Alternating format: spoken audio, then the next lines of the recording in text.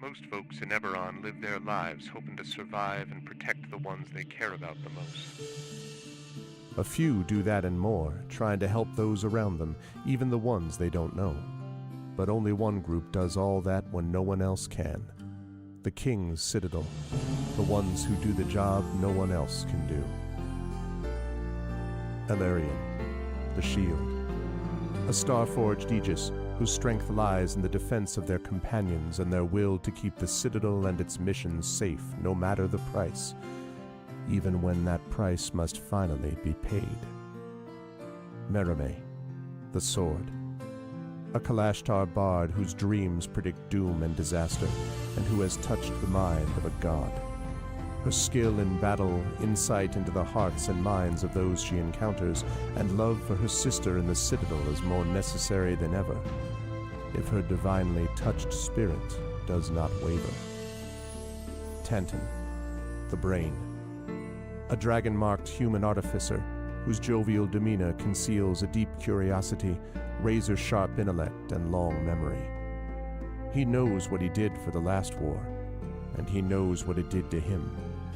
And now that he has returned to the site of it all, deep within the ruins of Seer, he knows how much worse the next war will be, unless he can stop it.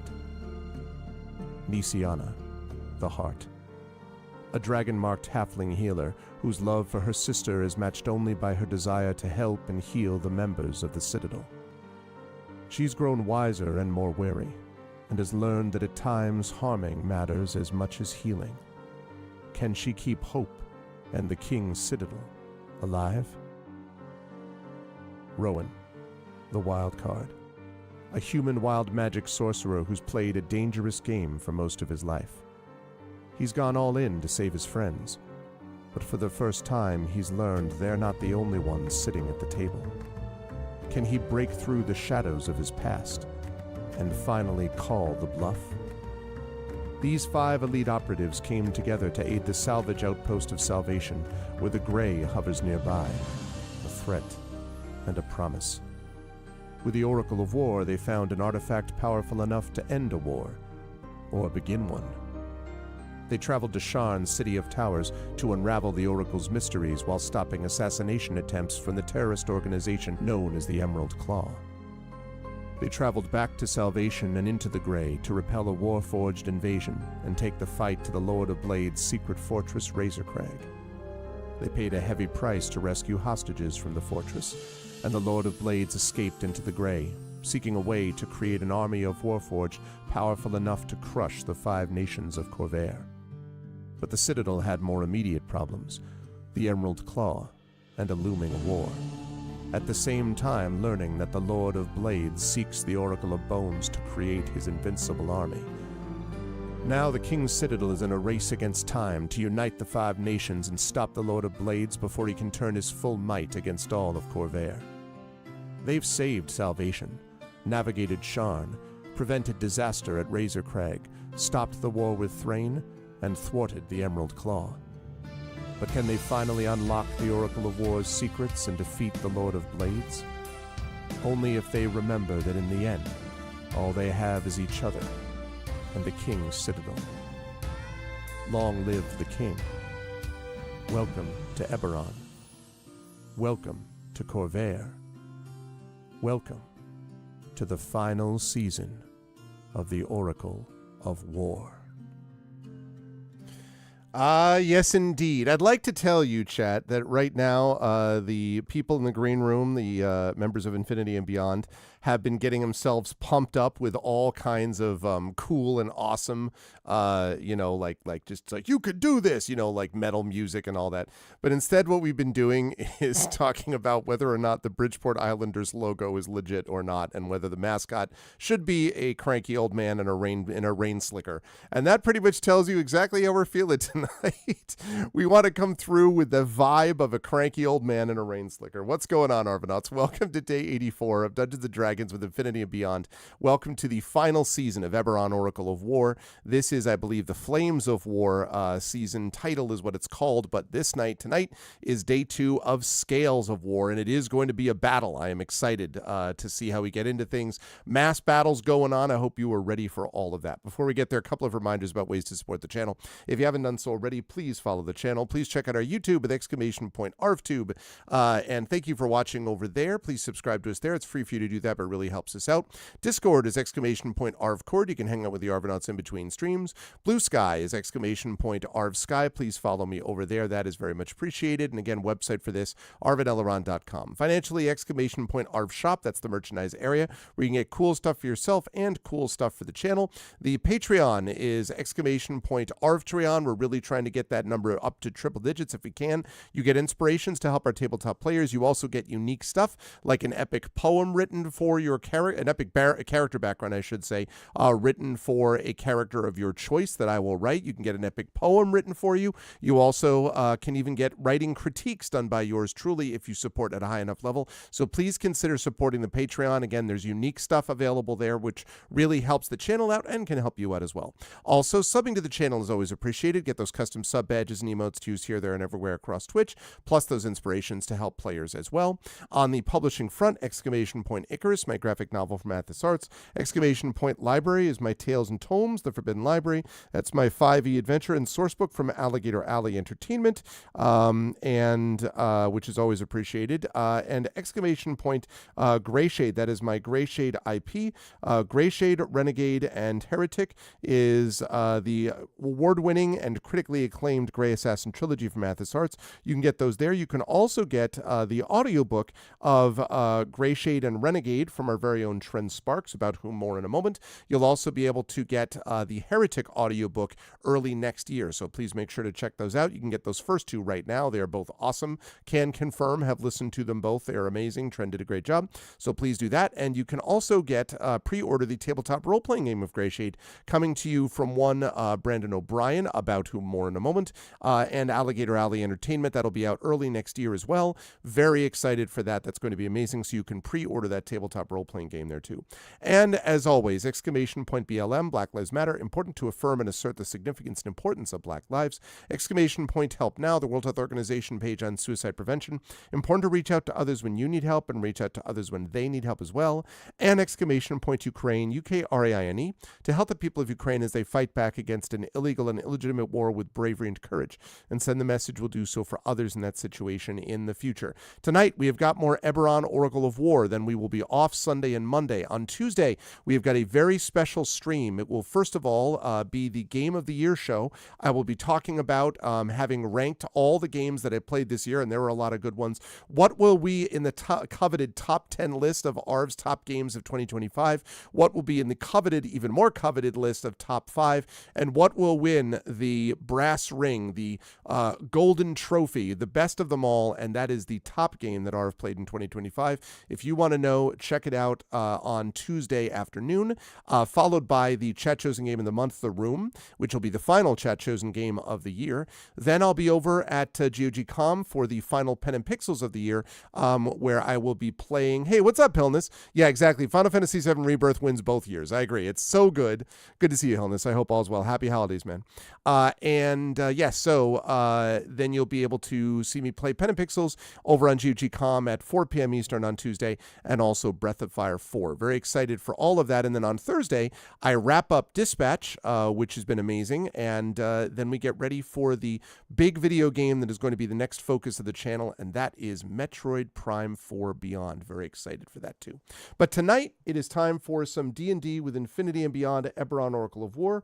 I'm going to unmute myself in the hopes that everyone in the chat has now decided which mascot is clearly the best, and then I'm going to unmute them and then reveal to you the incredible crew known as D&D Infinity and Beyond. Maybe we need a logo like that. Maybe if we had like some guy with a slicker, like an angry guy with a rain slicker, but it had like Trend with a slicker, yes. Yeah, just Trend posing angrily with a corncob pipe and the Well, I think it should be Marie and a slicker and a sharpened Hockey stick. Also fine. She'd have an apple pie. That Also doesn't work. fine. Yeah, that's Does true. not work. And it would be glittery. The hockey stick would be Yes, glittery. yes. And Nobody I don't- would see me coming. But it would be Everyone I think it's would that see you everyone would coming. see you coming. I think that's the problem. Yes. And exactly. they would all be like, this glitter is going to get in my everywhere. Oh They'd my back God, off. They'd be stay like, away.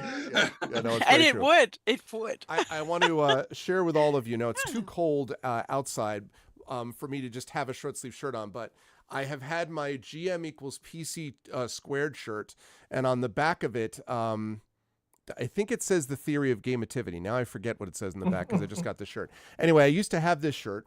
And it does not mean that the GM is PC squared necessarily. I think in the Gen AI era, what it actually means is that a game master is worth twice what a AI generated game master could possibly be. So I'm just letting you all know. I want to thank my family for this shirt. And now I'm putting back my Yukon Huskies hoodie because it's too cold outside otherwise. But it's good to see everyone here. We are I got to send you some stuff, Brandon. We got about 9 to 10 inches of snow yesterday, so lots of snow. and you can keep it. You can keep it. I can keep it. Also, by the way, I almost forgot to mention, you should check your email, Brandon, if you have not already, about a thing that is related I to you. did, in fact, check my email. Okay, good. Thank you very much for that. I would Yeah. like to talk to you about that at some point. But yes, that was really rad. Thank you for sharing that thing with me. Awesome. I just remembered as I was talking, I'm like, oh wait, I got it. Yes. But we're here with the Infinity and Beyond crew. They are ready to battle, as we will discuss in just a moment. But first, we'll start with the gentleman at the bottom left of the screen, who is 100% going to be the new Infinity and Beyond mascot with a corn. Like a rain slicker. We need just like the best bad idea, but on a rain slicker. Like that would be the thing that we need. How are you doing, friend? Happy holidays. How's everything on your end of the world? And who are you playing tonight? See, the closest thing I have to it is my full-length black leather duster, but I am not getting that anywhere near seawater again. So fair enough. Yeah, it needs to be like yellow, like you need to look like the Morton's fisherman guy, but like no. Right? No, that's not gonna happen. I would date him, but I'm not going to be him. So I see. Fair enough. How are you doing, Trent? Who are you playing? I'm fine. Well, I'm fine now. Last night was an exercise in what not to eat all at once. Oh God, no. It was not that it was like bad. It was just more food than I thought it was going to be. So I really wanted chili. Okay. And oh boy, I figured my options are to go to Black Bear and get a bowl, like 2 or 3 bowls of their chili, because it's never enough. And I'm like, okay, how much would that be? Okay. And I'm like, but I could also just go to Wendy's, and their chili's not as good, but I could probably get 3 of those, and that would be fine. Because when I really want chili, I get 2 of them, and that's it. That plus some spicy chicken nuggets to kind of dip it, and it's tasty. But apparently, Wendy's has created some thing called family chili. Oh no. And this is the container that it comes in. And oh my God, it's a lot of goddamn chili. Wow. That's like a pint and a half of ice cream worth of chili. Wow. And you're going to tell me that you ate some and saved the rest, not that you ate all of it. That looks far too light in his hands for that to be true. You saved the bucket? Once you start, as proof you of gotta see it concept? through. Like, why would you? Yeah. Well, I don't. My trash can is right there, so I just pulled it, and it didn't just come in the bucket. It came with this armature that wraps around it to hold it, because it's the so exoskeleton. Heavy. It's like the intent designed it. Right. Exactly. Right. Exactly. Right. And so, like an idiot, because I tend to order by habit when I order food. I mean, also at Habit Burger. You got good. 2? Is that your best sauce? No. Okay. No. Fortunately, I knew I knew that it was spicy. No, but I ordered some chicken nuggets to go with it. Okay. 10-piece spicy chicken nuggets, which is fine. It's not that much chicken. It's fine. I had also, however, from another restaurant ordered large Louisiana from Wingstop, 7-piece chicken tenders, and large Louisiana voodoo fries and large veggie sticks, which admittedly, the tenders and the veggie sticks are for tonight, and I'm going to just chop them up and put them into ramen. Okay. But I wanted the voodoo fries to eat with the chili. What I didn't realize is that the voodoo fries are much larger than I thought they were. So I had finished the chili and I was working my way through the voodoo fries, and my brain was like, we passed max capacity a few minutes ago. And I'm like, shut up. I'm like, I can't not eat food. I've always been told, clean your plate. My parents, the army, you eat fast and you eat it all. And it's just, And I have been through that. You would think that voodoo fries might have given you the sense that maybe they're delicious. Well, I'm sure they are. I see. So you anyway, so I was if max capacity is here somewhere, I was somewhere up in here. Yeah. Mm-hmm. And whenever I would lay down to try to sleep, because food coma was kicking in a major way, all of that excess mass would roll up on my lungs. I couldn't breathe. Much like now. But I think that's just a porcupine quill or something caught in my throat. Anyway, I'm playing a guy who's my size, but probably eats smarter than I do. If he remembers to eat. If he remembers to eat. Yeah. And if he does get diabetes, he has access to lesser restorations. That's not a problem. Just get rid of the disease. Boop, it's gone. Okay. Anyway, his name is Miatentin Tagashad Kenneth of the House of Kenneth, the House of Making, where they, big surprise, make stuff. And wild. Yeah, it's crazy. He's like a leather-clad Santa Claus, which I would date. Anyway, so look, I need a boyfriend and everything will be fine. Yeah, I mean, even a blue tiger and a rain slicker. I was going to say, we got the sense after you had mentioned that you would date both possible mascots, and I'm like, I see that we've had something. Yes, I mean, Nash from Nashville Predators. Even Harvey the Hound, who is hideous from Calgary Flames. Oh my God, that mascot is ugly. I'd still date him. Jeez. I don't know what the hell. Anyway, he's got a Mechano good boy, not Harvey. My character has a Mechano good boy named Spanner, who's like the fifth or sixth variant of him, who also has green dragon scales kind of worked into his structure. Yeah. And yeah, we're really looking forward to reliving the fight that caused our adorable little pseudo dragon named Nimble to get killed. Thank you very much. Oh, this will be much bigger and broader with huge implications other than a pseudo dragon. Yeah. Nothing like the previous battle. By the way, one thing I didn't ask you about just very quickly, what were Spanner's, the new version of Spanner's hit points that we're dealing with? Because last I had was, I just have a 0 of 87 where they've been sitting for a while. A little bit more than that. He's at 97. 97, okay. Thank you. And 4 hero points. No. Good try. One for each paw. Come on. Right. That would be 0. He also has 0 construct points. Wow.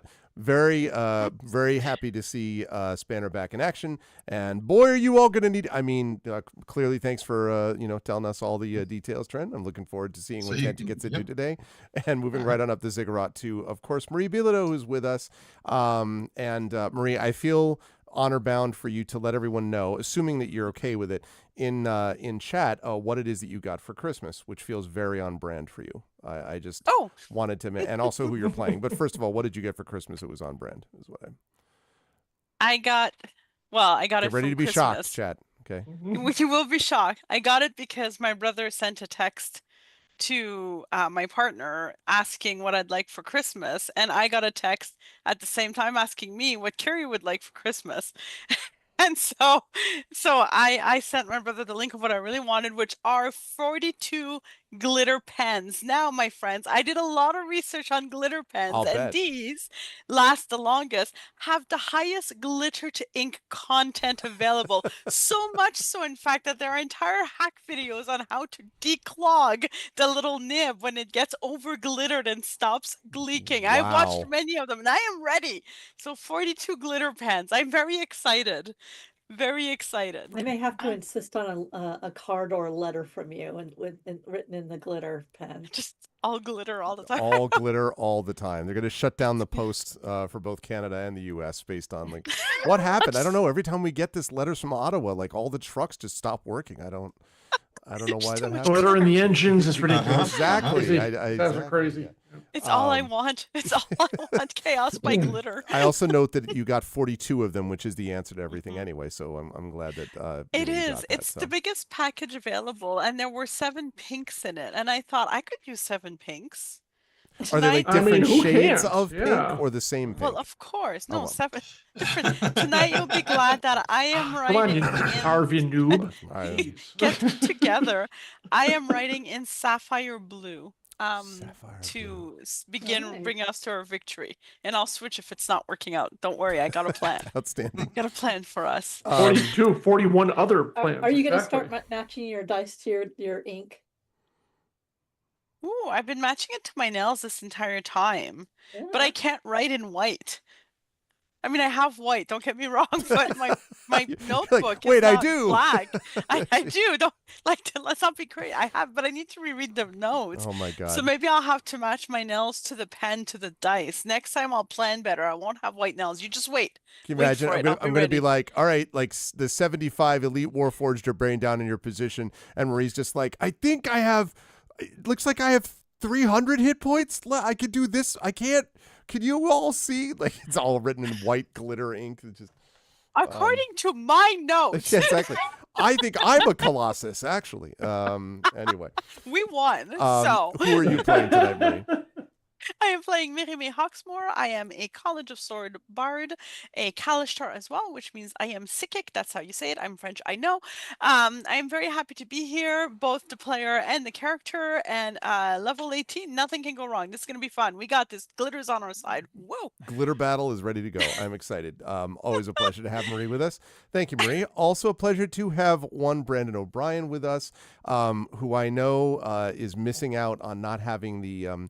having seen the Christmas tree in its properly, outside the window, beyond it, the snow environment that I know is what Brandon truly desires down deep. Nope. But otherwise, how are you, Brandon? How's everything? I assume everything in Trinidad is not very cold. So how's everything in your neck of the woods, and who are you playing today? Hi everybody. Christmas is bright and sunny over here, and I'm very glad for that. Oh my god.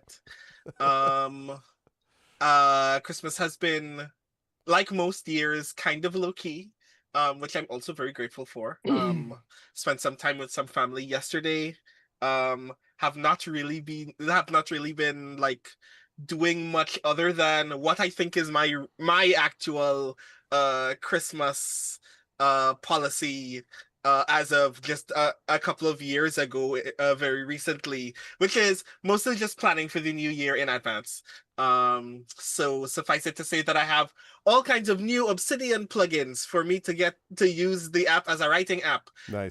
And I've updated all of my goals on a very useful self-development app that I've been using called Finch, which Marie knows very well because I think Marie introduced me to it. So I was like, let's just reset all of the actual tasks that I'm doing so I can actually be more productive. So now I'm setting goals to write at least a half an hour a day.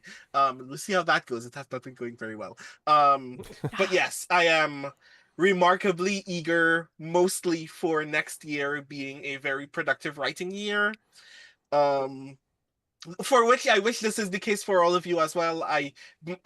My Christmas present and my New Year's resolution for all of you is that you all become more productive this year than you were last year. Which for some of you would be like moving at light speed, but I want that for all of you because I want that for myself. So that's where most of my energy has gone this year. So it is with that that I say that Brandon O'Brien's last statement for the year 2026 that you will hear from him, from the year 2025 that you will hear from him is that I hope that you had a productive 2025 and will have a productive 2026. And if you haven't watched the movie Tokyo Godfathers yet, you should watch the movie Tokyo Godfathers because it is actually very brilliant. And with that, hi everybody, I'm Brandon O'Brien. I'm a poet, writer, and game designer from Trinidad and Tobago, and tonight I will be playing Rowan Shallow, a wild magic sorcerer whose sorcery is gun, and whose gift from Santa, I have been told by Greg, is to not die. So we'll see how that goes this session, obviously. I can So fix that. yeah, that was a promise that was granted to me by Santa via Greg. So if that goes poorly, you know who to blame. And also this is my opportunity to let Greg know that I forgot to let you know when something that I changed when I was it updated this for... conversation that you just made up or what? Oh my god. Oh Lord. Greg Kinnear, maybe. It was that I switched one of my spells when I leveled up. So now I no longer have Sunburst, but I do have Meteor Swarm.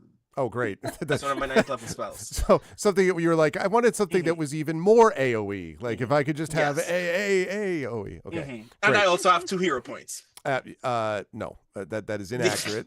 All of you have 1 hero point, but I appreciate the aspirational role play, as I always say. Always a pleasure to have Brandon with us. Very excited for the new year for all of us. I agree. Thank you, Brandon. Moving right out the line, it is great to have Jennifer Brozek with us, who is on a highly deserved holiday. I'm glad that you're taking a little time out of your resting period to battle with us against the forces of evil. How's everything on your end, Jen? How's everything with you on the left coast, and who are you playing tonight? I'm still trying to get her over the fact that I am on vacation. My brain, she doesn't want it to turn down. Brandon, when I write up my what did I do in 2025, I will make sure I actually send it directly to you so you can see how productive I was.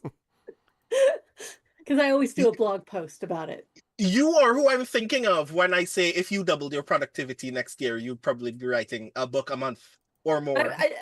I actually do need to do more writing than I have been doing. I've been doing a lot of other projects. And I will do more writing. I celebrate the solstice, and with my friends, I celebrate Hogs Watch. So I got a couple of little puzzles. And I also bought myself a 5-year journal because I did a 5-year journal it's been 2 years since I finished the first 5-year journal, and a lot happened, and I thought perspective is a really good thing to have. So I've got that. And then yesterday, the exact opposite of trend.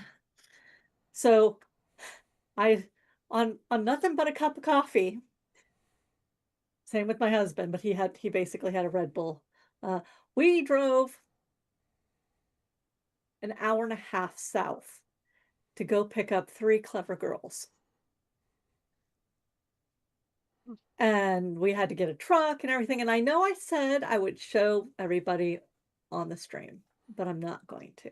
Oh, wow. Because I've decided it's going to be for my newsletter. I did introduce them to my neighborhood, but it's for my newsletter. And I'm pretty sure most of you are on my newsletter. So if you're not, go to my website, jenniferbrozek.com, and get on my monthly newsletter because my PA makes me do it.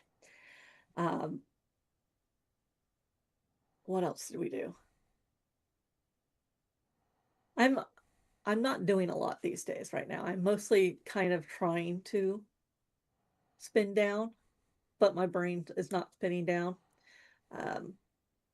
In the meantime, I am playing Nisiana Di Jarasco, Halfling Healer of the House of Healing. who really hates the fact that we're actually going to have to use the Oracle of War, and because we frickin' need to, because I don't know, the whole world's in danger. And while I can fix a lot of that, I can't fix everything. So we need to do the thing we don't want to do, because we're the only people who can do it, or should do it, I should say. Mostly because we don't want to. Anything else? I think that's it right now. Did we talk about Marie and I? Our story came out in the Valdemar book. Yes, you mentioned that Mirrors? excuse me, you mentioned that last week, but happy to have you mention it again, Okay. of course. Then that's it.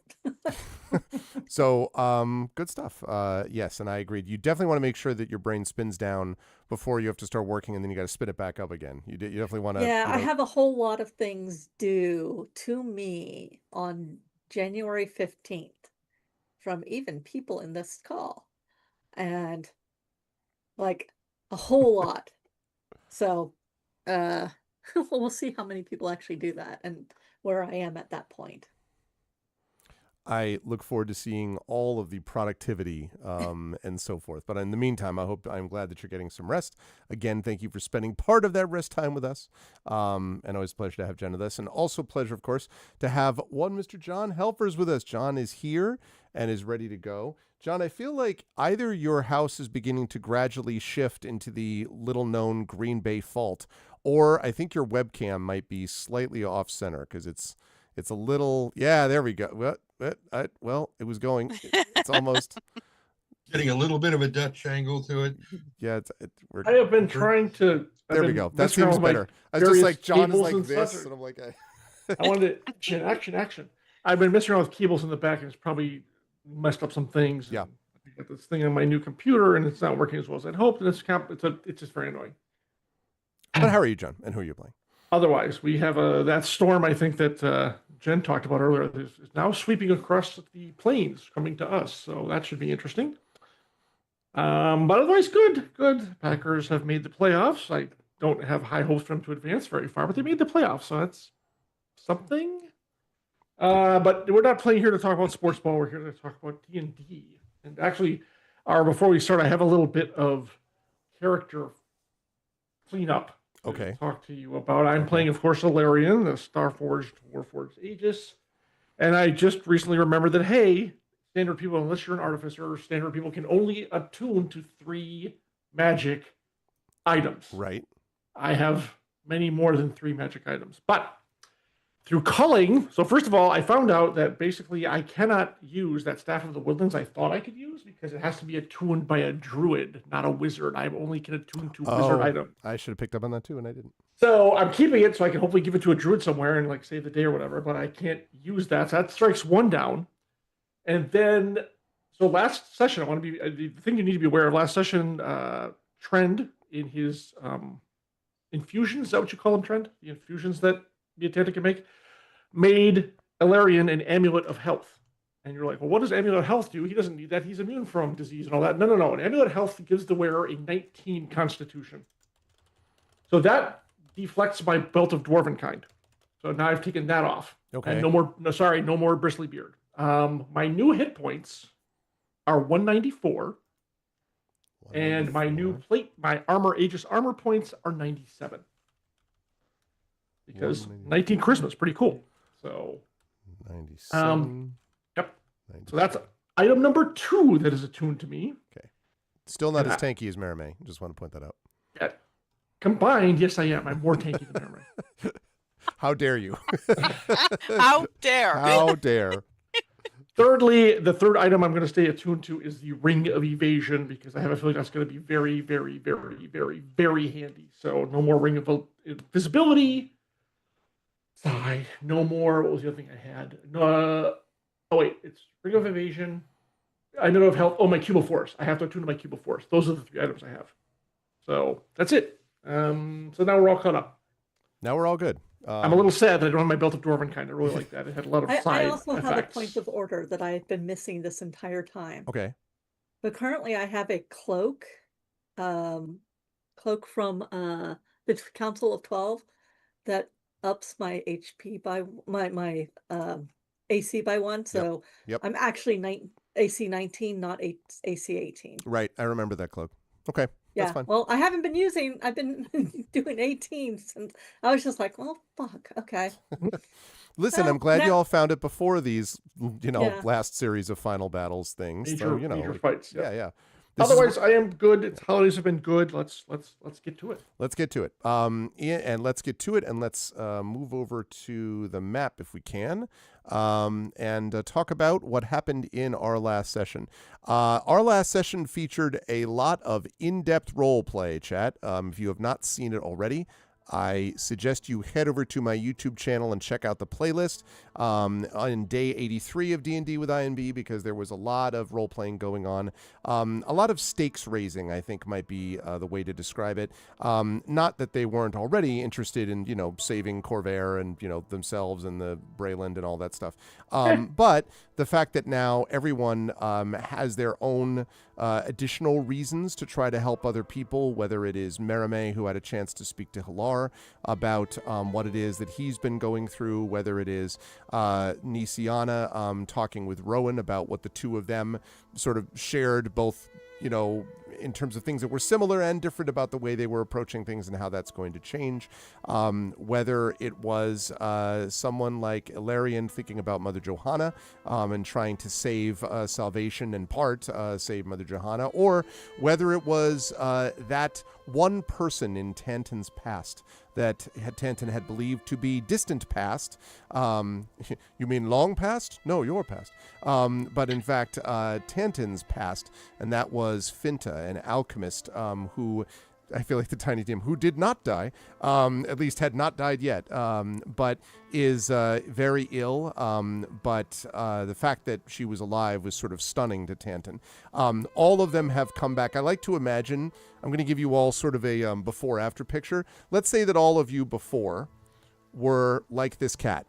Not exactly, they're sort of like everything's chill, and then you have post, and that's what this crew is looking like, okay? They are ready to go. Imagine that cat being like wearing a slicker, holding a sharpened hockey stick. No, I'm just kidding. But imagine that they would all be really pumped up at this moment, and that's what they're doing, because they are in the Mournland, in the Grey, and have met with the generals of the assembled 5 armies, some of the generals of which are there because the party brought them, basically managed to make peace with them or managed to do things to help them earlier on in this campaign.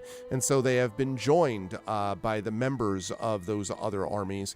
And after some serious discussion with the army generals, it was agreed, as has already been suggested, that the Oracle of War is going to have to be used. Why, you say? Because the Lord of the Blades, yes, the Lord of the Dance. Because the Lord of Blades, who is sitting into... Ooh, we have a raid from Infinite Monkey Tales. Thank you, Infinite Monkey Tales. Good timing, Infinite Monkeys. You're going to get some Infinite Shakespeare on those Infinite typewriters. Thank you so much, Infinite Monkey Tales. It's good to see you all. Thank you so much for the raid. I appreciate it. Welcome. And welcome to what's about to be a big battle here with Eberron Oracle of War, because, thank you so much, everybody. I appreciate it. Because this crew has gone in and will be helping the armies against the overwhelming forces of the Lord of Blades. Apparently, the Lord of Blades has already been able to assemble a massive group of Warforged, perhaps using the Forge of Making, about which more at a later point. And so they have to at least drive the Lord of Blades back.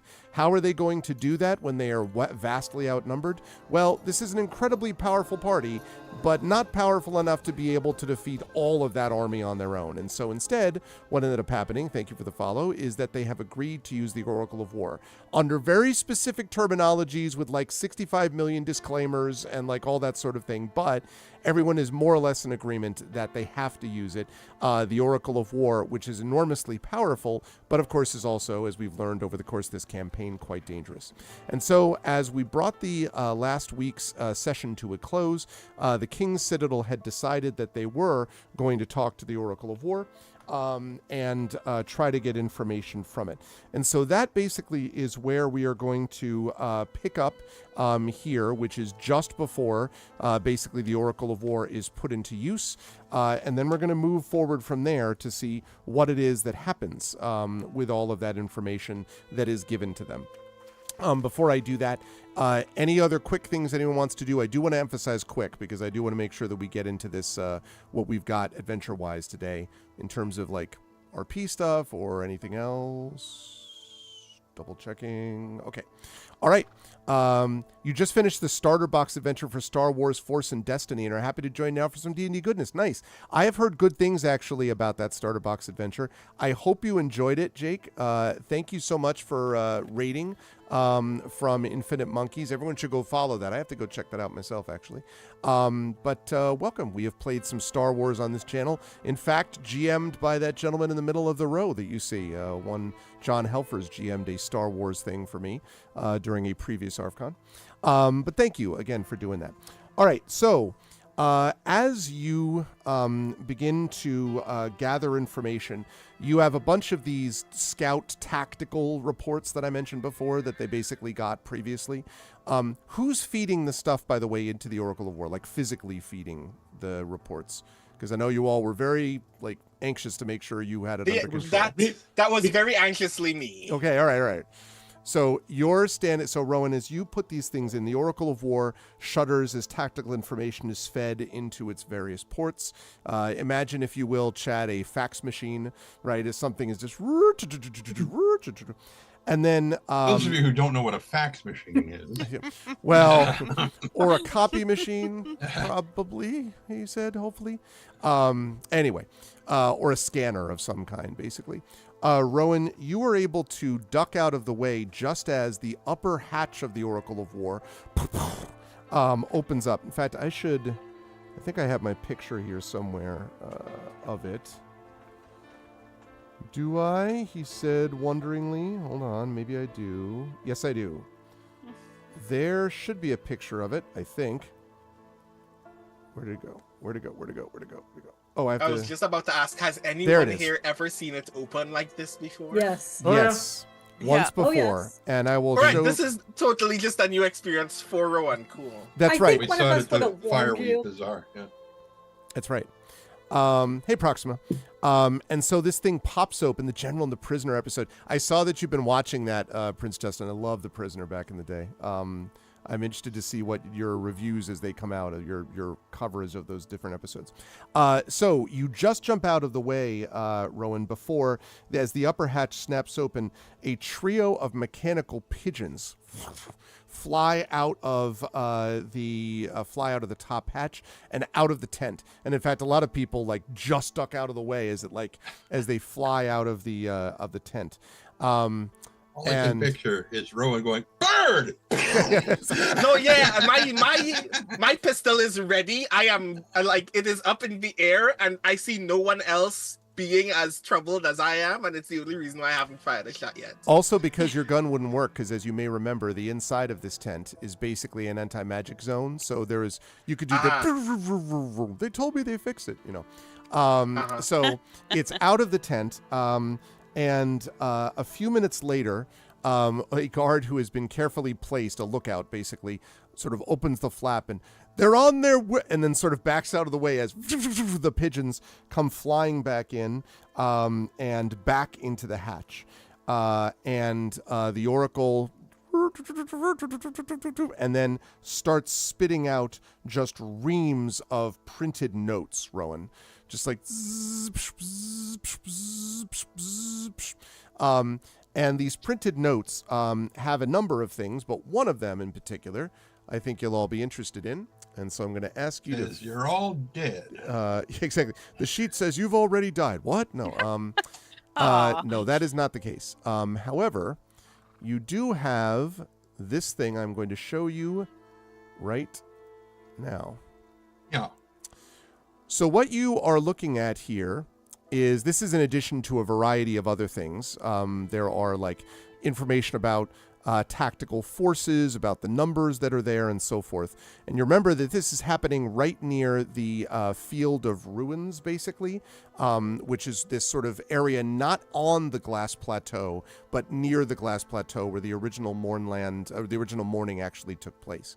And so you're looking here at a map that basically apparently has been printed out by the Oracle for specific reasons. This is the layout of the battlefield and the tactical advice that has been presented by the Oracle of War. And General Colligan, who is that's the ogre, dressed up to the nines, right? The military dude, who's there and says, "Sovereigns in steel," grunts General Colligan as he skims the readout. "This thing's a marvel. If only we had it on our side during the assault of Sharn." And General Jarna, who you might remember was the bugbear, the reeking bugbear, about 7 feet tall, kind of not a very nice person, says, "Who's to say you didn't?" Mutters General Jarna suspiciously. There is still some tension, as we discussed, among the generals assembled in this tent. These are still different nations that they represent, even though they're working together right now. So here are the deployment vectors that are recommended, and I will give you a sort of sense of what this means as Chad is looking at this. So, there are several tasks that you could take on as a group. You can't split the group in this case because it's going to be impossible to keep track of. So you as a group of the King's Citadel would have to do one of these tasks that's sort of available to you. There are 3 locations that the Oracle of War has identified in the Field of Ruins that could be fortified against enemy advances. And you see those 3 stars that are there right now. Those 3 areas could be fortified by what are called siege staffs. And the siege staff, you're not entirely sure what this is. They assure you it is an impressive looking sight. They basically have them ready for you to take a look at if and when you decide you want to do this. But they are essentially these siege weapons. They are very powerful and not particularly mobile, which means that they require people to guard them and to aim them. And so that is one of the things that you would be doing if you chose to take on the Fortify location task. And you can see those 3 tasks that are available there. Your objective, if you took on this task, should you choose to accept it, would be to plant a siege staff in each of those 3 locations that you see there, those 3 stars. The Allied deployment, we'll talk about the Allied armies in a minute, but that's on the bottom of that sheet. The enemy deployment, which is where the enemy is going to be, obviously, is at the top of that sheet, and those 3 stars in the middle are those locations you would fortify if you took on this task. So that's one option you could choose. The other option that you're given is you could also do a targeted assault, because the Oracle of War has identified multiple enemy units that are critical to the enemy's command infrastructure. These unit counters are themselves identified with star symbols. You don't see them on the map yet, but they will be deployed. As such, if you attack those forces, they are sure to draw enemy support, which means they could expose weak spots in the front lines for the armies, your allied units, to be able to exploit. So in other words, you could either engage in tactical defense or tactical assault. That's basically the way to look at how you're going to do this. And it sort of depends on what you all want to choose to do in terms of what happens next. Before I take that from you and I find out what you're all thinking about in terms of what you want to do, does anyone have any of the following backgrounds? I don't think anybody does, but no one was in the Ondarian Special Forces. Nobody was a mercenary leader. Merime, I don't know if this applies to you. Were you an officer in the 12th Brailish Infantry and or a war hero? You probably weren't, but I don't know. I just want to double check. We never solidified that part of the ranks and all that, so I would err towards no in that case. Okay. All right. So I would like all of you, as the generals have been talking to you about your deployment, I'd like you to make a group persuasion check for me. Because what you're going to be doing is basically telling the generals that you've got this, more or less, to quote a phrase from Marie. So but I would like someone to do a persuasion group check. What that means is that one of you is going to do the persuasion check and one of you can assist on that check. So who wants to do those things? Yes. we got this as in we need to tell them what we're decided to do, or we've No, that is going to come right after this. Like, regardless of what you Okay. do, that persuasion is going to happen. Then you all can talk about what you want to do. Okay, I can do just making sure. persuasion. Yes. Okay. Unless Yes, the charismatic bard should do the persuasion. Absolutely. Then who's gonna assist her? I'm going to inspire myself as well. Okay. just 'cause I'm also going to guidance you. Thank you. That gives you a +4, a D4. Okay. Valerian's gonna stand back and watch the Riz fly. Okay. And I will assist. Okay. Perfect. So Sounds that means good. I roll at advantage. And I will Tides of Chaos. Well, no, you already have it at advantage, don't you? Oh, but thank Yeah. you though. I feel like Healness. It's not like one of our inspirations. It's it's an inspiration like in game. It's a Bardic- bardic, it's a bardic inspiration. So it's yeah, different. it's the bardic inspiration. Then, but Also, can I mention a couple of quick things we still have from, like we've bested Captain Reeves, which means once an adventure, one of us can have advantage on intimidation checks against any warforged. Oh, that's a good call. Mhm. yes. We also are Argonth survivors. We are familiar with the Argonth layout, tactics, and defenses. Okay.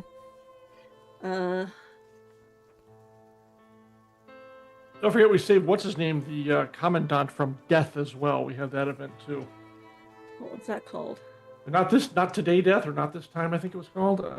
Save General Not this Tyresh's time, life. Death. Yep. Not this time, Death. Who knows what the implications will be? Skyfall, divine vigilance, making trouble. Apparently, all of us have that. I can't imagine Princess why. Favor, still, all of us have that. So I just wanted to throw that in there. Yep. Where these are things that we have done, and since I wrote them down, we might as Yep. well. Good call. All right. So group so- persuasion. Also, Yeah. I'm going to bend luck, so you have one. So you're adding 1d4 to your roll. So I've got 1d4 for guidance, 1d4 for bend luck, and I've got my 1d12 for inspire.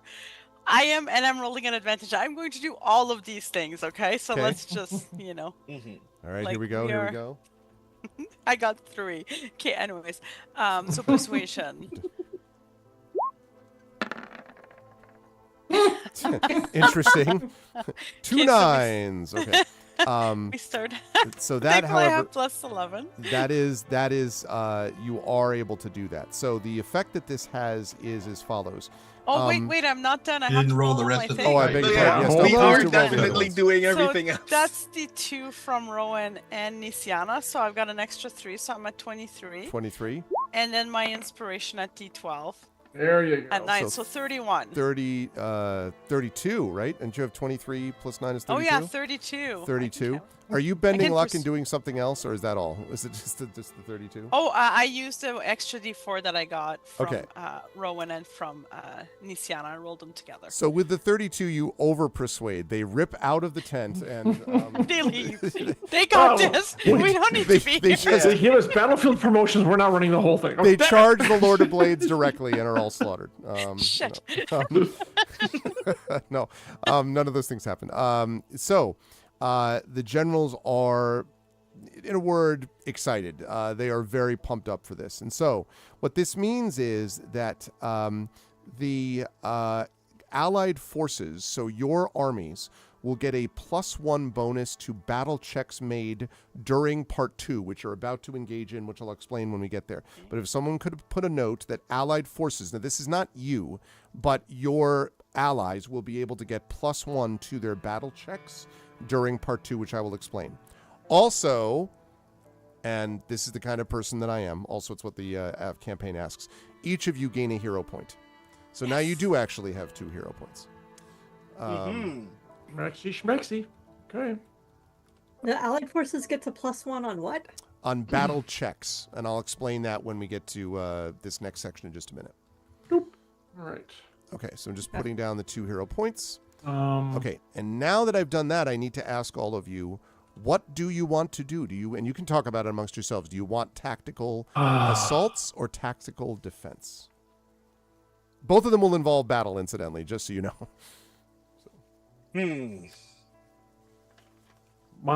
Okay. Valerian is going to opt for defense, and here's why. The issue is, I'm going to remind everyone last time that the army we are facing is about 4 times larger than ours. The more we can cut them down before our troops enter battle, the better off I think we're going to be. But doesn't that mean if we can take out their leadership, they won't have the ability to harm our people? We're making a lot of assumptions that ideally, if you find the head of the snake and are fortunate enough to cut it off, ideally, yes, the whole thing might fall apart. That A, finding them, B, defeating them. Okay. But I'm open to other ideas. However, I think the more attrition we inflict on them before deploying our allies, I think is going to be the better move. I want to figure out a way to do both, but ours not going to let us. Like, put the defenses out, then we go headhunting along the lines. I'm all for that, but I don't think... Yeah, I knew it. I'm thinking, given what we know we can do, and assuming what we can rely on these armies to assist us with, that defense is the better option because it allows us to snowball in the only direction that we can.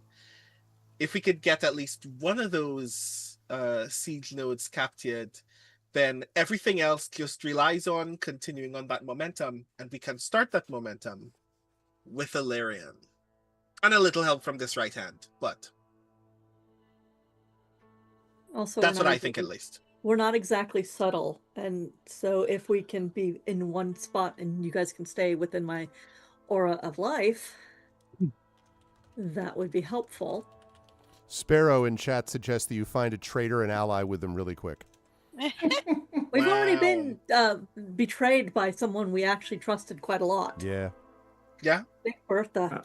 I better hope I don't see her on the battlefield, because that will go poorly for her. Also, the other reasons, there's a couple other reasons, and one of them is not Merame, Nisiana's Aura of Life. The defensive positions give us places to fall back to. It gives us places to defend, rather than just being out on a field. And if Nisiana is at there, her Aura of Life not only affects us, it's everyone within a radius, right, Jen? That's correct. So it's a 60-foot radius. Also, that's honestly, kind of a big anytime deal. I do magic, I'm a giant target. There's literally no way to hide me or Mia Tantan when he does magic. His flames come out of his arms, mine just circle everywhere. Right. We are full-on anime people at this point. What's the scale of the map, though? Like, are we assuming we can handle all three and we'll be... 1 hex equals 1 mile. 1 mile per hex. Okay. So that's a good question, though. How does that work? Are we supposed to be split among these defensive positions, or what? No. So the idea basically is for you to move each of those, to get those stabs and place them in, each of them in a starred location. It's going to take a little while to get each of them there. You're not 100% sure until you get down to the battlefield, because you're also going to be responsible for placing allied army counters and stuff like that, which we'll talk about when we get there.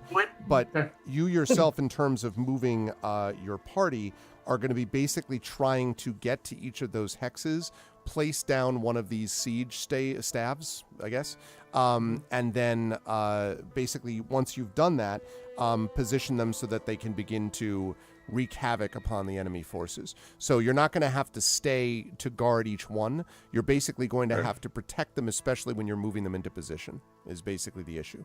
Because while you're moving these things into position, they are, as I said, not particularly mobile or agile. We and are subject to are attack. vulnerable. Yes.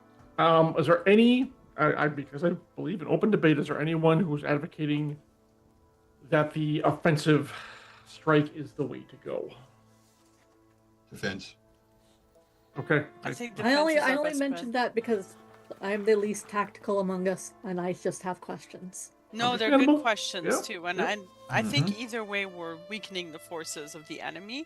I think personally with defense that our chances of actually seeing the main battle are higher than if we went directly into the enemy camp to take out certain units. So then that means we need to be very tactical about our first one placed, because once we are active, they will know us.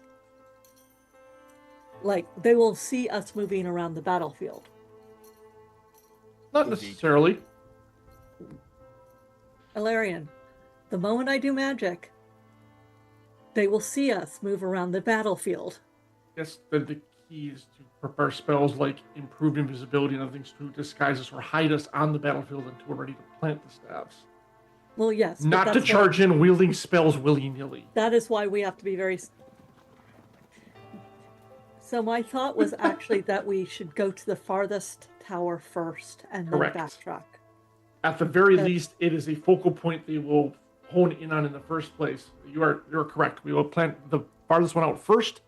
The other two will back it up. And if we can get there, I know we're not subtle, but if we can get there subtly and then place it, that would be our best. But it's going to depend on the diameter of what these devices are. So I think it's time for us to go down and survey the battlefield and take a look at these and see and we're gonna how difficult it is to move them. Yeah, and we're probably going to bring a team with us, I imagine, to take care of them, right? Because somebody has to fire them. And that is right, and they will explain that as you get outside. I do want to mention that because you have taken on this particular task, each of you are given a potion of heroism. And for those of you who don't know, a potion of heroism gives you 10 temporary hit points that last for an hour. And for the same duration of time, for 1 hour, you are under the effect of the Bless spell. So each one of you is given one of those potions. Does anyone want mine? Why do you not want yours? You can't take it. I can't imbibe it. I do not eat. I do not drink. That well, why don't you keep it until we know what will happen after? This is true. I can always pour it down one of your throats, I suppose. You just pour it all over you and polish it in. Exactly. Yeah. Can you get an oil of heroism? If only. You are heroic. Gleam, yes, exactly. Or a very strange outtake from Flashdance. It's one or the other. That I could use. Look, I could do the dance on the chair thing. Come on. How dare you? First one. Oh, God. I still have 4 potions of superior healing. Okay. And since I have those, I can hand them out to the other 4 so that if for some reason you get separated or I drop, because they will target me. That is wise. I have a healing spell, which I got specifically because they kept dropping you. So. Yeah. It's 4 potions of superior healing, so each one of you gets that, and I will take it off my list. Okay. That's true, because I can always administer it to somebody else. Uh-huh. Thank you. All right, so you want to go outside and look at these things that you've agreed. If there's nothing else, I think it's time. Yep. So when you go outside, you see that there are 3 large wagons, each one of them being drawn by 2 oxen. And at first you're kind of like, this seems like a strange, and then you're like, oh, because on the large wagon, and it is a very large wagon that each of the 2 oxen pair are drawing, is what looks like a very large staff. And you can see runes sort of glowing. In fact, you can even feel the energy a little bit from here, glowing on the staff. It has been mounted on essentially a platform on the back of one of these wagons. And as you were there, the sort of generals and the lieutenants who are responsible for it explain that the staff basically hurls this devastating magic over great distances. Mechanically, it will shoot a 500-foot long, 5-foot wide line of flame, which any creature in the line that fails its saving throw would take 10d6 fire damage, and also everything that they're not carrying that is flammable is immediately lit on fire. This thing is super powerful, but it takes a action to aim the staff, and it takes an action to fire it. So it's very much one of those, as it's like moving into place. So these are the things that are basically with them, and there are 3 of these wagons with the oxen. Also, the camp is just alive with activity. You notice this going in anyway, but like clearly everyone is like, get geared up basically, and ready to go. So these are what each of the staves look to. As you sort of like, take your positions by these towers. So all of the 3 wagons are going to go with you, and then you're going to leave one basically at each of these spots, more or less is what if I'm understanding it correctly. And you're going to the top one, the one that's closest to the enemy lines first, right? And then that's the theory, and then dropping back. Okay. So Now I'm gonna give you a little bit of flavor text here just before we set up, and I give you the actual counters that you have to put out here. But the ranks of the 5 nations coalition stand fast, awaiting the command to advance. This silvery mist that I made reference to is even thicker now, and it's swirling around the soldiers, blanketing the landscape in this impenetrable gray, and all is silent. "Where in Khyber are they?" mutters a soldier on the front rank, breaking the stillness with her voice. Almost in answer, the mists momentarily part. Do I have this song that I was hoping for here? There we go. The mists momentarily part. War-forged platoons advance through the landscape ahead. Strange, never-before-seen beasts ply the skies, and the ground itself buckles and warps as battle commences. "To arms!" screams a nearby officer, and both sides surge towards each other. Okay, now, let me explain a couple of things, and then I'm going to give you these counters to deploy. So, first of all, a note about resting. You will not be able to take long rests during this part. I hope that would have been clear anyway, but I just wanted to make it clear here. If you take a short rest, the party will not be able to move for 2 whole battle rounds. And a lot happens in a battle round, even more than a normal combat round might be the case. So I just want you to know that a short rest is going to be serious business. If you choose to take it, there are going to be consequences because the rest of the battle is going on. So just letting you folks know that about resting. On the fog of war, this mist that you see, the mist is supernaturally thick, and anything more than 10 feet away from you is lightly obscured. Anything more than 40 feet away from you is heavily obscured. There is no magic that can penetrate this. Not dark vision, not, I'm using the power of dream technology through the Clash Stars or whatever. Like, there's nothing that can pierce through this mist. Teleportation spells and effects are limited to line of sight only. And so you're pretty confident. Now, you don't have a chance to know this yet because you haven't used it in the combat in this environment.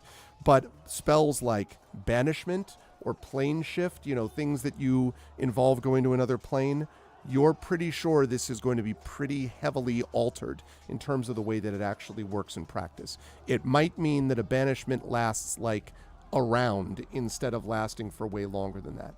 So be aware that this mist is going to have an impact, fortunately on the bad guys too, just so you know, not just you.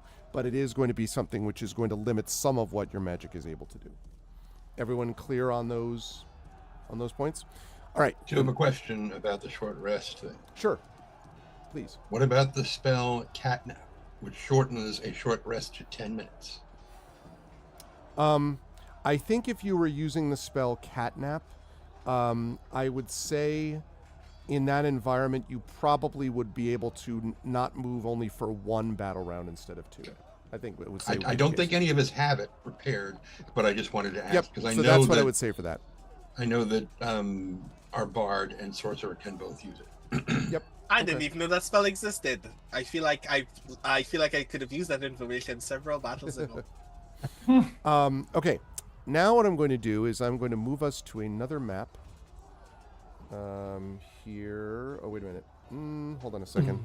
I may not. Wait. I want to make sure that I give you the right map to work with.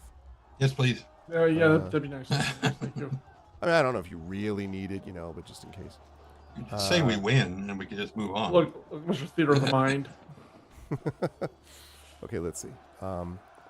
Okay, yeah. I don't know why I didn't load that up. All right, sorry. I had loaded something up which Roll20 seems to have eaten. That is fine. Nobody panic. I'm a trained professional. Just give me a second while I get rid of this center space. It should be over here like that. Okay. Let me just Those of you wondering what quickly. it's like when Roll20 eats something it's not supposed to, let me introduce you to Wendy's Family Chili Bucket. You should have realized. Okay, yeah. I wanted to make sure that I get this right. This is a battle map. There is the one that I showed you is also usable, but I have a better battle map than this, than that one for you to actually deploy counters on and all that good stuff. So just a moment whilst I finish with this. Yes, good. Okay, wonderful. All right. So that looks fine. Then we go up to here. We don't need to worry about fog of war other than actual fog of war.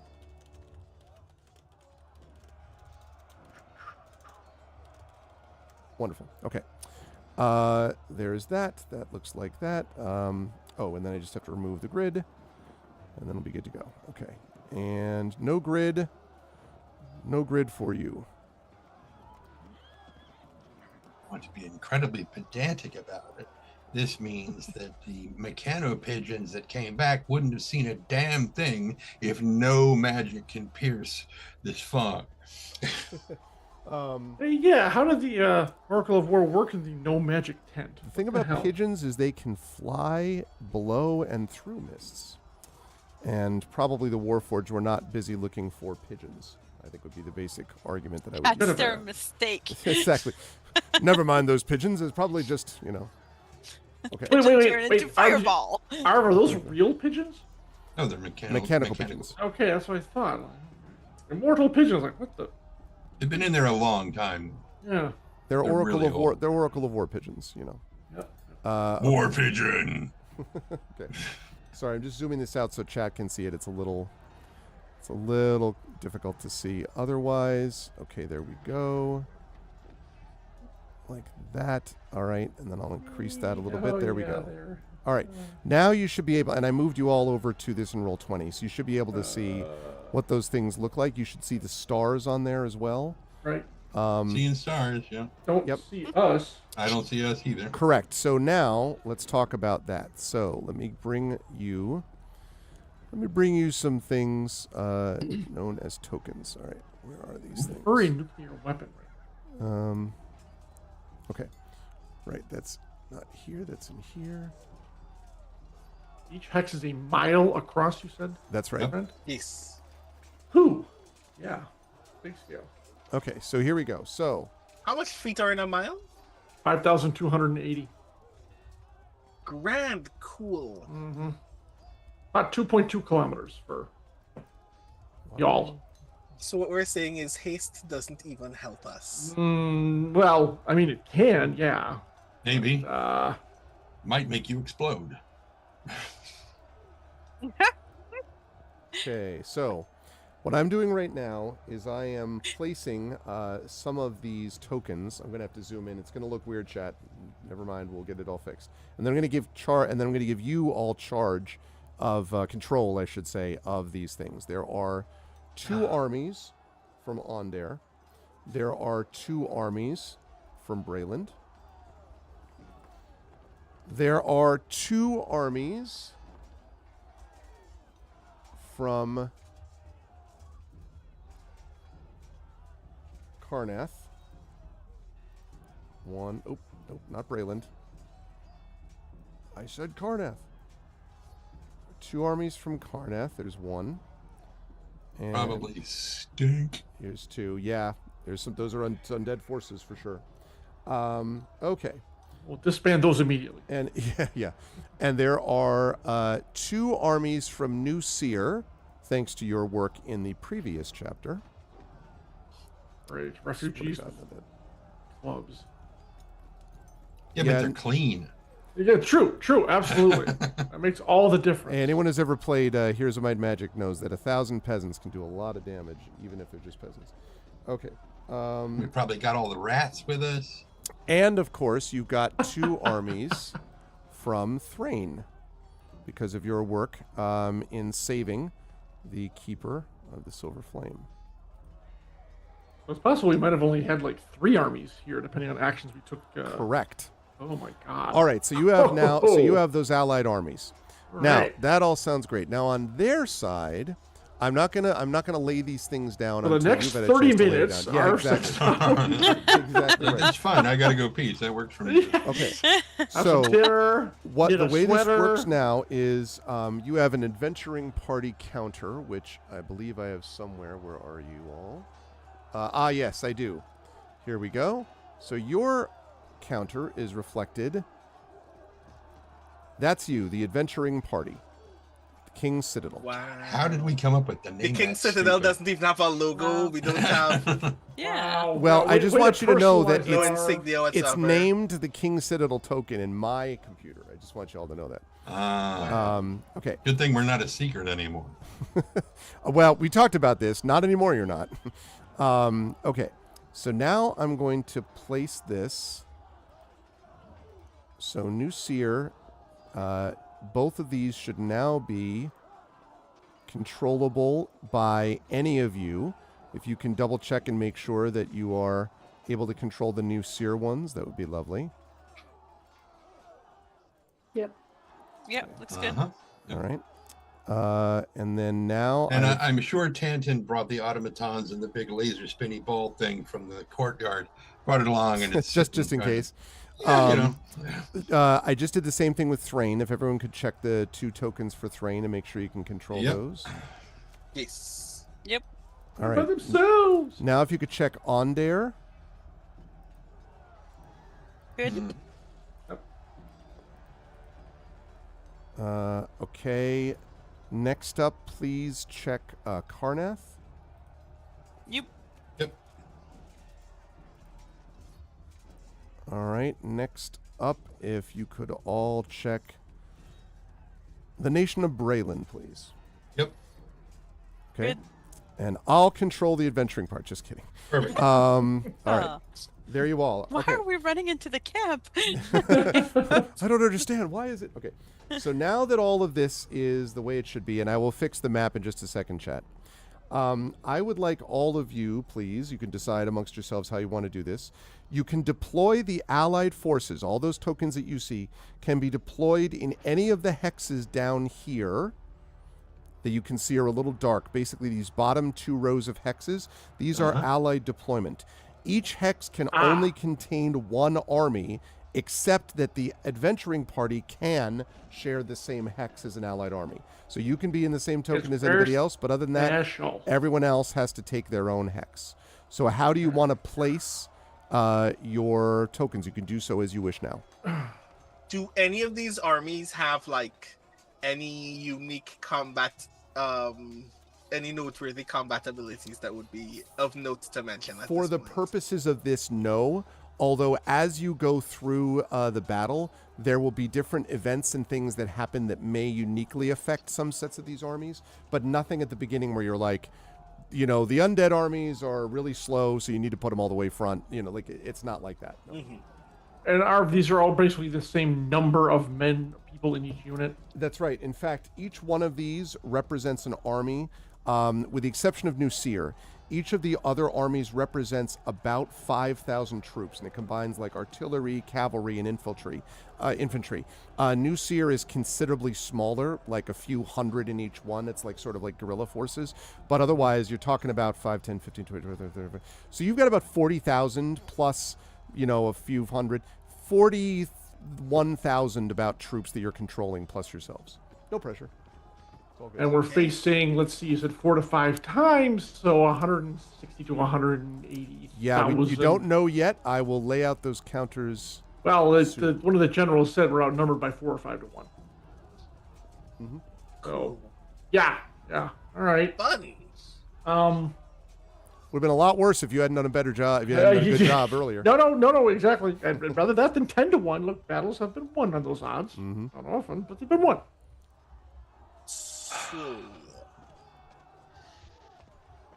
No unique capacities notwithstanding. I think, at the very least, one of the things that occurs to me is that a Brayllish battalion should be in front. Yeah, but I think both of them probably. Well, I'm worried about splitting up the units because then it's different command structures, etc., etc., etc. But if we're able to move all of these, we should put the one each Braylon with like one of the Ondares and Karnath, so they all kind of gain strength from each other, I guess. But I'm maybe playing too much of that. I don't know. At this point, if we're putting soldiers on the battlefield, we have to trust that they're capable of following instructions regardless of where they come from. Fair. All of us have the same goal in mind. The only thing that is otherwise uniquely useful to me is if we're going to move with a crew of people, we're probably moving with a crew from New Seer. Moving as lean as possible would probably be very helpful for us. Normally, Prince Justin asks, "This is Alexander the Great versus Darius, Sword of Numbers, or any of you Alexander the Great?" So, nope. I mean, I'm shiny and wear armor, so okay. So normally, Rowan, I'd agree with you. However, if we're going to move into a situation where we need to fight, I don't think we should have untrained conscripts on our side. We should probably pair up with like one of the more experienced units. Also because fair. If we will probably go towards where the fighting's heaviest, we're going to need professional soldiers to move with. New Seer, I have ideas for them. They're not going to be pretty. I'm not going to lie. I mean, out of the 5 of us, I only trust 2 of us to be tacticians, and I turn to Tantin. And he's like got an Allen wrench that he's kind of tweaking something on Spanner, and it's like, oh, I was thinking that if we're going to be up front out there, we should probably have all the undead people with us, because honestly, I worry less about losing them. Cold, but also useful. Kind of smart. Point. And I mean, I know none of us are politicians, but let's remember that hopefully at the end of all this, we'll live long enough to face the consequences of what we chose, and that we don't want the countries to go at war because of this war. I mean, they've done it before, they're idiots. They will do it again. And again and again. I'm also thinking about the other unique part of us being so forward-facing at this point, which is the 4 of you have literally saved some of these nations, and perhaps even the lives of some of the actual soldiers who we're joining. So if we're gonna pick a side that we're working with, know that your presence is going to be a unique point of morale for some of those people. Which one of those groups do you actually care about being motivated in that way the most? Which is the other reason why I chose New Seer. We just kind of saved them from famine. I'm pretty sure they'd kind of do whatever we ask. So we'll need the professional soldiers, and more efficiently and more dangerously. So I've put New Seer on the side because I want them to be more skirmishers. I don't expect them to be in the thick of battle. If they are, something's gone terribly wrong already. We're asking a lot of them, and I know we did a lot for them. You're probably right. They probably charge headlong into the group. They're not cannon fodder. I don't want to use them as such. Speaking only as someone from Salvation, I know the usefulness of folks like these. Yes, but until you've commanded and seen people die on the battlefield, Rowan, you have no idea what you're getting yourself into. And this is exactly what Alarian says to you straight on. Until you've been there, until you've done it, you don't know. You're treating these as pieces on a chessboard. Each one of those people are living, breathing people who have families and lives and homes they'd like to go home to at the end of this battle. Many of them are not going to do that. So don't just think we're going to be placing little checkers around. These are lives we're going to throw into battle. They're going to die. Okay? This is my general stance on how I think we should set up. I am open to suggestions. I do agree with Tantin's that we should take the Karnath out to set the stabs along with a team to run them, because expendable.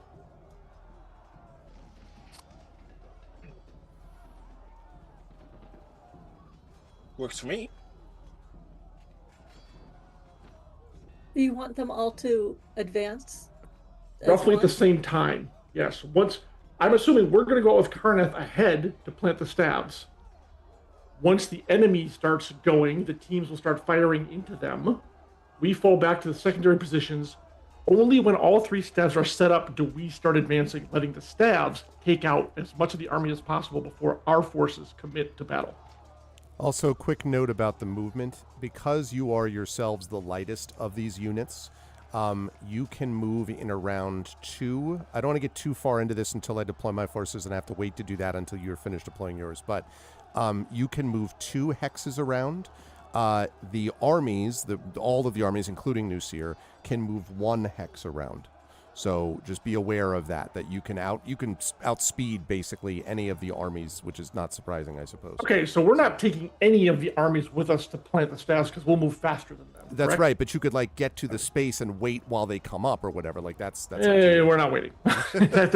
That'll take way too long. They'll overrun the first position before they even get there. Yeah, because you can go fast enough that the oxen and the wagons can go with you. So that is exactly. All right, then in that case, they all stay in the line. The ones in back reinforce any gaps once we actually commit to battle. And in that case, actually, I'm going to move these guys over here, there.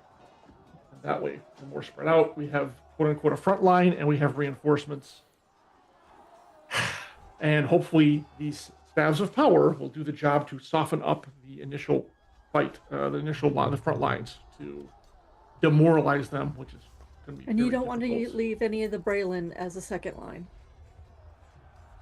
I am merely asking questions, not making accusations. Now, understandable. I'm guessing that the Braylon warriors are going to be the best fighters out of all of them. I don't know the capabilities of the armies, so unfortunately, they're going to be in the vanguard. Okay. Because I trust them more. GM, is this information that the Oracle would have given us? About, I'm sorry, which part of it? The placing of which armies where? No, they've given you the sort of, because in a minute you're going to see where the enemy forces are, but the Oracle would have given you the places to reinforce, the potential for assault, which of the units is sort of more dangerous, or the more command units that you could theoretically attack, but not necessarily where each enemy army is going to be moving or where you should necessarily be placed. The Oracle doesn't do that. It sort of gives you what's most likely. In fact, this area that you're fighting on, as it is the the entire battlefield is the most tactically advantageous place that you could be fighting out of the options available to you. Arv, what is the green bits on the hill? I'm assuming the brown is just standard dirt. What is the green? Is that elevated? Yeah, so the green stuff is basically different. These are places that are sort of hills and scrub brush and elevated positions in some spots. Now, again, remember that I'm not putting all of the fog of war because the idea is it's sort of meant to be seen as epic, which is why those mists that you see on there are left there. But be aware that you will not be able to see the other side of the battlefield until you get there. In fact, that's a better way to answer the question I just answered. The Oracle of War has told you where everything is so that you know where to go, right? Basically, but not that you can see it top down the way that we're looking at it here. That's being done for the benefit of generally what you're thinking about, but you don't know what's in each of those hexes other than the fact that it's not the enemy yet, and that you may run into surprises, actually, as you go through some of these hexes. So you know that those are somewhat elevated positions, but they may not be elevated when you arrive there. Welcome to Fighting in the Gray, right? Mm-hmm. So. Hey, Drew. All right, if there's no other questions or comments, then I think it's time we start moving out to plant the staves. In that case, it is my turn to lay down my armies. And by mine, I don't mean mine, I mean the bad guys. All right. Oh, you mean yours, sir. Lay down. Yeah, those are yours. Yeah. I mean, sometimes you need to take responsibility as GM for the cruelty that you are about to commit. I am just the messenger. Wait, lay down, you mean surrender? Very well, we accept. You mean I'm going to lay down my sword and you're That's going to lay down your rock and we're going to 7. fight like civilized men? A bunch of gray dots. That's no problem. We can take those. Mm-hmm. That first one, we're going to have to move fast to get to that one. And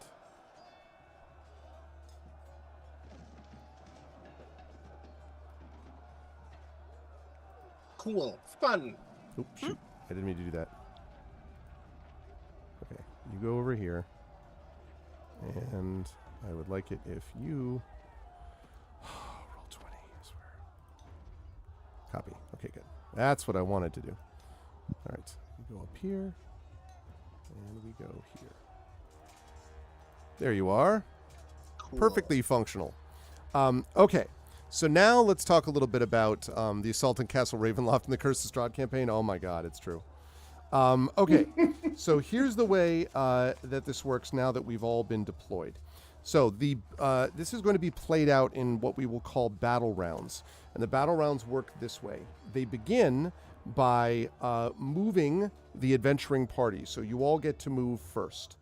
And you can choose where to move your adventuring party. On entering each new hex, you're going to be checking for some conditions, or to be more exact, I'm going to be checking for conditions, because some of these hexes where you move are going to have some surprises that you can't see because of the mist, right? So that's the first thing to do, is to sort of move the adventuring party and take care of whatever has to be resolved in terms of encounters there. Once you've moved your party and that stuff is resolved, the next thing is to decide where to move the allied armies. Each army counter can move 1 hex, I told you that already. To attack an enemy army has to move into its hex. Army cannot move if there is an enemy army in its hex. So if your army moves into its hex, it can't leave until someone else has destroyed the others. Also, an army cannot move into a hex that is already occupied by an allied army. So you obviously can't move into another allied army, because again, you can only have 1 army per hex. Once you've moved your armies and we've resolved anything there, I then move the enemy forces. Again, enemy follows the same rules in terms of movement and so forth, except for the starred units. You don't know about those yet. You'll find out more as time goes on. After the armies have all moved, we then resolve conflicts between opposing armies. And if a hex has 2 rival army counters, one player then makes a battle check. And there's a battle check results table that you have, basically essentially abstracting what the battle looks like. If you are in the same hex as that conflict between an allied army and an enemy army, you add 1 to the total. If there are more allied armies in adjacent hexes than enemy armies, you add 2 to the total. And if vice versa, if there are more enemy armies in adjacent hexes than allied armies, you reduce the total by 2. So basically, that's the sort of broad tactical thing that you need to be thinking about. And so you do that. Once you've resolved allied combats, you then resolve the party's combat. If they've moved in to attack someone, that's handled slightly differently. We'll address that if and when we get there. And then that's the end of a battle round. Okay? So that's the basic idea. It is adventuring party movement, allied army movement, enemy army movement, army conflicts resolved, if any, and then party combat resolved, if any. That's how it looks. All good? So now that you've said that, you can now deploy, or I should say not deploy, you can move now your troops. So the adventuring party, you folks actually should be starting 1 hex back from there. Either because you're forward 1 hex, so you need to be in one of those ones, like in with Karnath. Yep, let me hear. That's fine. Okay, so adventuring party, you're going to move first. I'll tell you as you go when you move into a hex, like if anything happens out of the ordinary. Otherwise, you can move as you wish. All right, I think we need to change up our plan. We are not going to make it to that forward post without being overrun. There's no way. They're going to be on it too soon. So, I think we should go for this one. Right there. Although, I fear that one is closer. If an army is in this spot, they'd have to be cleared out before we correct. You'd have to defeat it, but then you could move something in there. There's no freaking way. All right, one. I'm voting we move to this one and just get one of these planted right away over the one that's closest to us right here. The right. Actually, wait. We can set up on any. We are theoretically just as far from either of them. Well, hang on a second. We can set up at any point along this front wall, right? Yes. The adventure party. Yep. Screw that. We're gonna do this one then. Okay. We're gonna move out to that one. Do that way, it'll get us there in 2 rounds. All right, that's what I think we should do. It'll get us there in 2 rounds. Mm-hmm. Exactly. Yeah, yep. It'll get you and your oxen with the staff there. But that's what I want. All right, everyone agree? Yeah, works for me. Okay, then we're going to move the adventuring party. Are they playing adventuring party right now? But that's a different game altogether. Okay, when you get there. Oh, I'm sorry. Do we have to check this hex first? We should do one at a time. But okay. Thank you for the reminder. But that hex is fine. When you get to that second one, the next one up, 20 hit points to every member of the group. Yeah, you all take 100 damage. No. If once you move up, you can now move up to the second one over here. Okay. When you move up to the second one, what you notice is that there are, now remember, this is the Field of Ruins, and there are ruins all over this battlefield. This is one such example. You can tell here that there is there are a series of basically these ruined walls that are essentially what look like they might have been ancient towers or so on.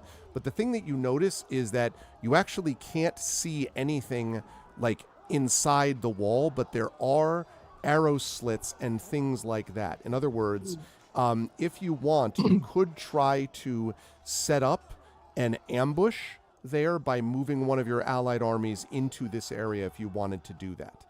So, but I need you to describe what exactly you're going to tell them to do. These are basically like ruined castle/tower walls, and you can, again, this is going to seem a little odd, but there's enough communication abilities for you to be able to let armies on the front lines, your armies, know where you would like them to go. So that's something to think about. But first you'd have to tell me how you want to prepare it for the ambush, and then we're going to do a skill check to see if that works. Assuming you want to, you know. Yeah, well, I do, and this is where I want the new Seer people to go. It's a place they can strike from concealment and also give them some protection against the advancing army. So I would be comfortable putting one of the new Seer units right where we are right now. I would agree with that because a smaller unit can handle it. Will not attract as much attention to itself, and they will stay hidden until the proper time, so they won't be spotted. Any objections or any other ideas?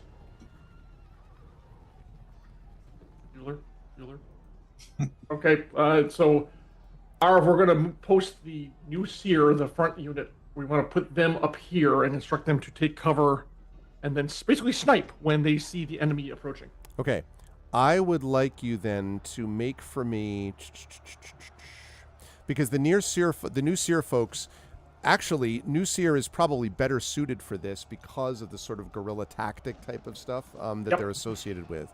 I should point out, by the way, Rowan, that one of the people here, you notice, is actually Karenna. And you may remember that Karenna was the teenager who was, and you sort of like, you know, without getting into great detail about this, Karenna apparently was not supposed to be with these troops, but has showed up anyway.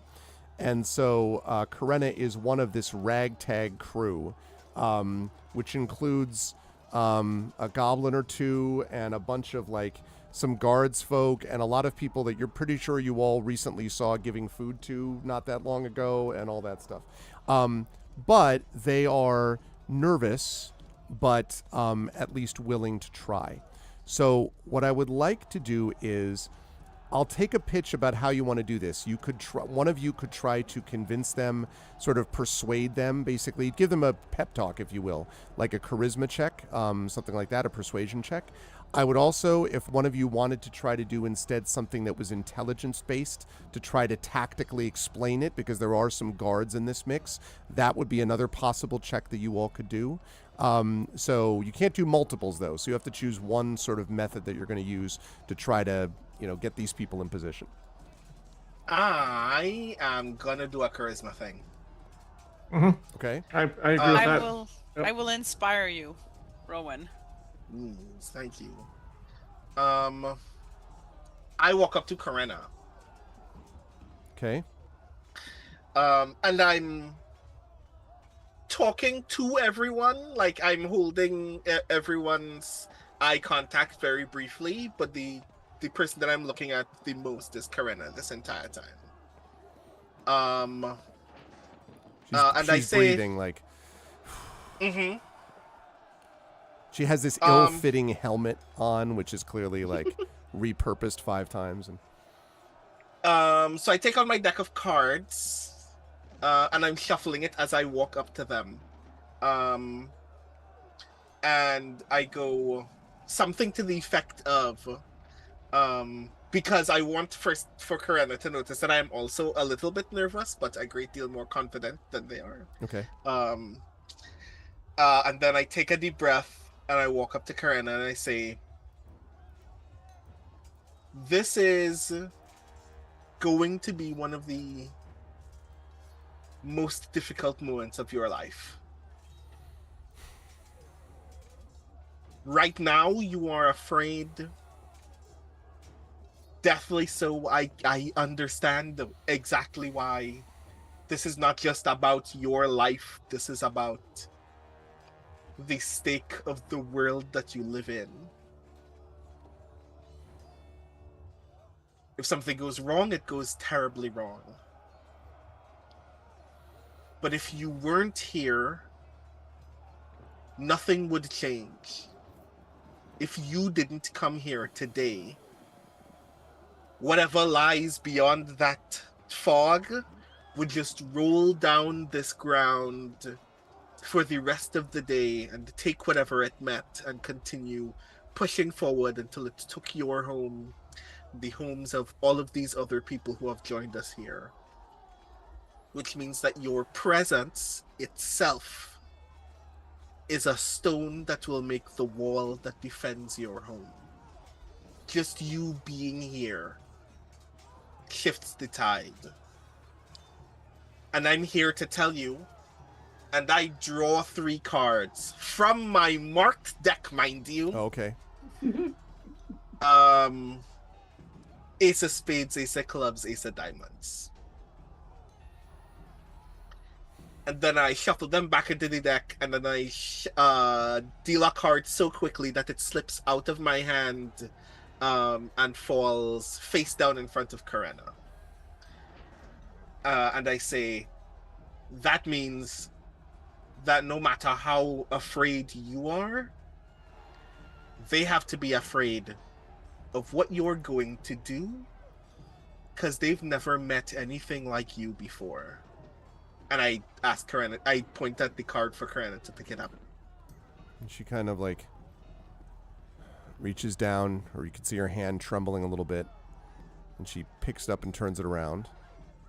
And it is. It's a Joker, and written as if a speech bubble coming from the Joker's mouth says, "They won't know what hit them." And a couple of the people around, like the other, irregulars, sort of like chuckle, and she smiles and she says, "All right, we're ready to start go being stones then."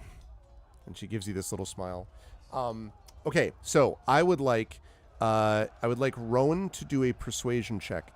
I will allow. I'm going to have him do this at plus.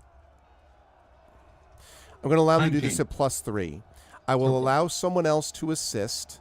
To do and if you assist, then I would give you probably 2 on the assist. If you want to add hero points, if you want to bend luck, all that stuff, you can do that. That's fine. But that's what we're looking at here. And then Mara May's inspiration is going to count too, right? If you do bardic inspiration, yes. Yeah. And then so Mia Tanton, I think you should inspire, because the townspeople also know you from what you did with the prince, king. Count, whatever his name was. The Prince. So I think you should be the one assisting. Well, Prince Justin is also inspired, by the way. Thank you, Prince Justin. That dash who. Oh, wait, are you looking for inspiration dash who? That's, it should be just to see who has, I take that back. Inspiration dash who. But Prince Justin, was that you also suggesting you would inspire? Because I think you accidentally inspired without meaning to. Do you want to, or you can if you want? Hold on just one moment, everybody, as we make sure. Because I've shown everyone who's got inspirations. Only if the player wants. So if someone wants an inspiration. I am very much open to an inspiration. What does inspiration do for me again? Roll an advantage. Then you could roll an advantage. Which means that I don't need to bend luck, which means that I don't have to tempt fate with another goddamn... Wild Magic Surge. Speaking of which, Wild you never Magic gave me a Surge. Wild Magic Surge on the Ben Luck on Nisiana's check, did you? Because I'm this not because this Mermaid's is check, sorry, not Nisiana. Yeah, because this is since my last long rest. Oh, okay. I will only owe you Wild Magic Surge if I decide to do it again. Bend luck again after this one. No, I mean not at all, Prince Justin, because this is the last tabletop session of the month, so use them or lose them. Year. And the year, actually, yes. There'll be no more inspirations in 2025. So, okay, Prince Justin has inspired you, Rowan. All right. Thank you, Prince Justin. Right, so this is... Cool. Persuasion.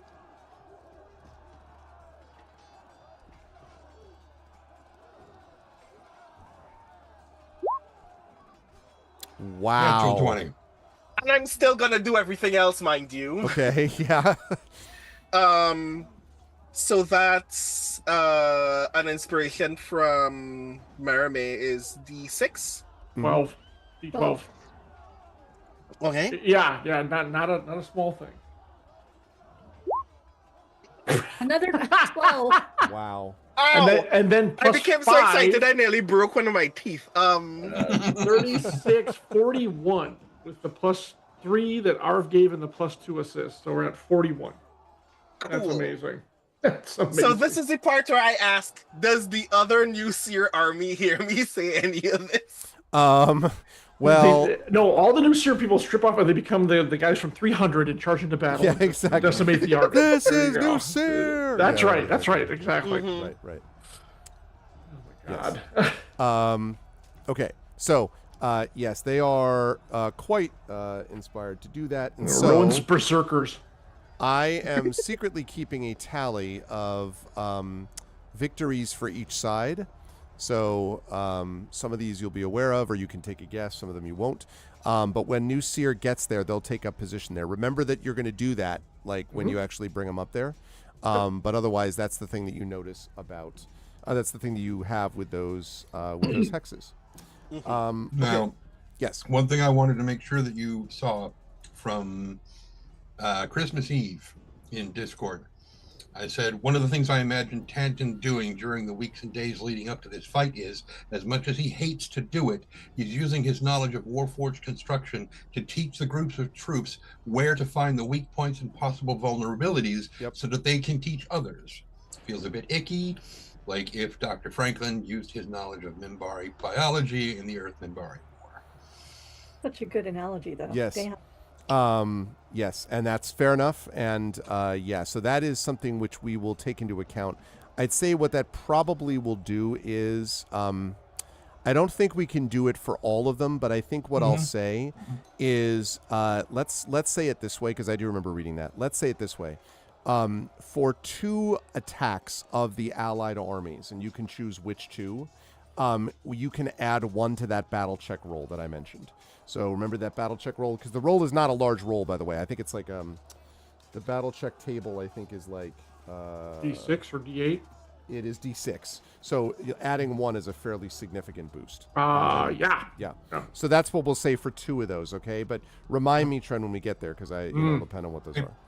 Hey, Greg, I have a quick point of order question. When I do any magic, my dragon marks go out, or when I do healing, my dragon marks go out?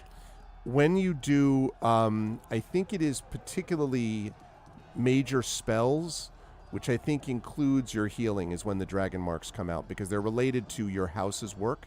So, like, for example, I don't know if a cantrip triggers it, but definitely a cure wound spell. It doesn't have to be like a level 8 spell to trigger. And something like Death Ward would. Right. Okay. And frankly, Nisiana, to be honest with you, you're not likely to have to worry about whether they see you or not in this mist. At least not until they're right on top of you. So. Yeah, but I don't want to be the person who gives them. Yeah, no, I hear you. Yeah. Okay, I was just checking because I'm trying to think, what would Nisiana do, and I know what she would do, but I don't want to do it until. Okay.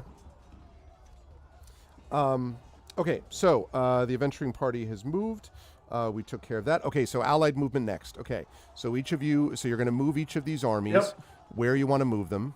They each move 1 hex. We're going to keep it simple. March, and a march, and a march. Do we have stars where our headquarters are that we need to keep people protecting? Or is that those stars are here, like the ones for where you're trying to place the siege staves.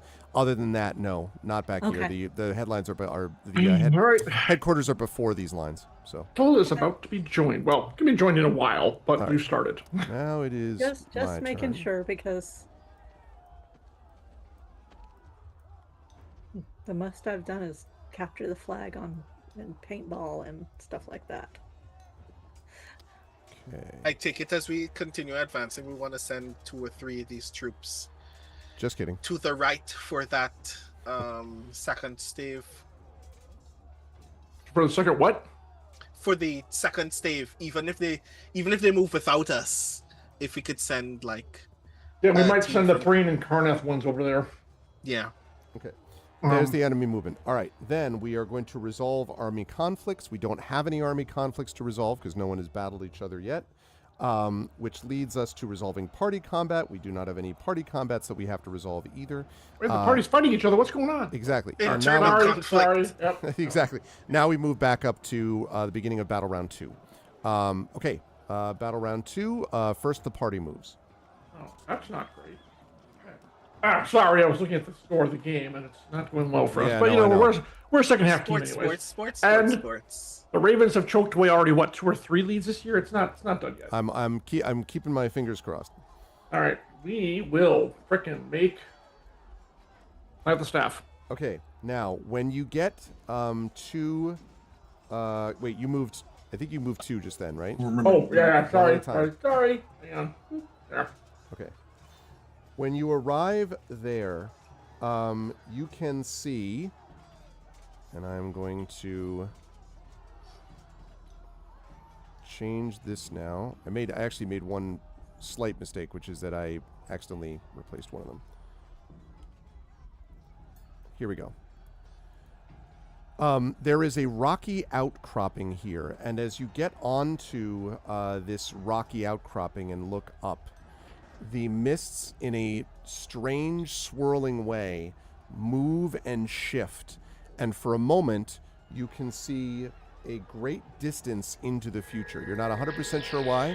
I am 100% sure that I'm happy to have a 99-person raid from Robert Hartley GM. What's up, everybody? Welcome to the battle. You have arrived at the right time. Thank you. Thank you, Robert Hartley.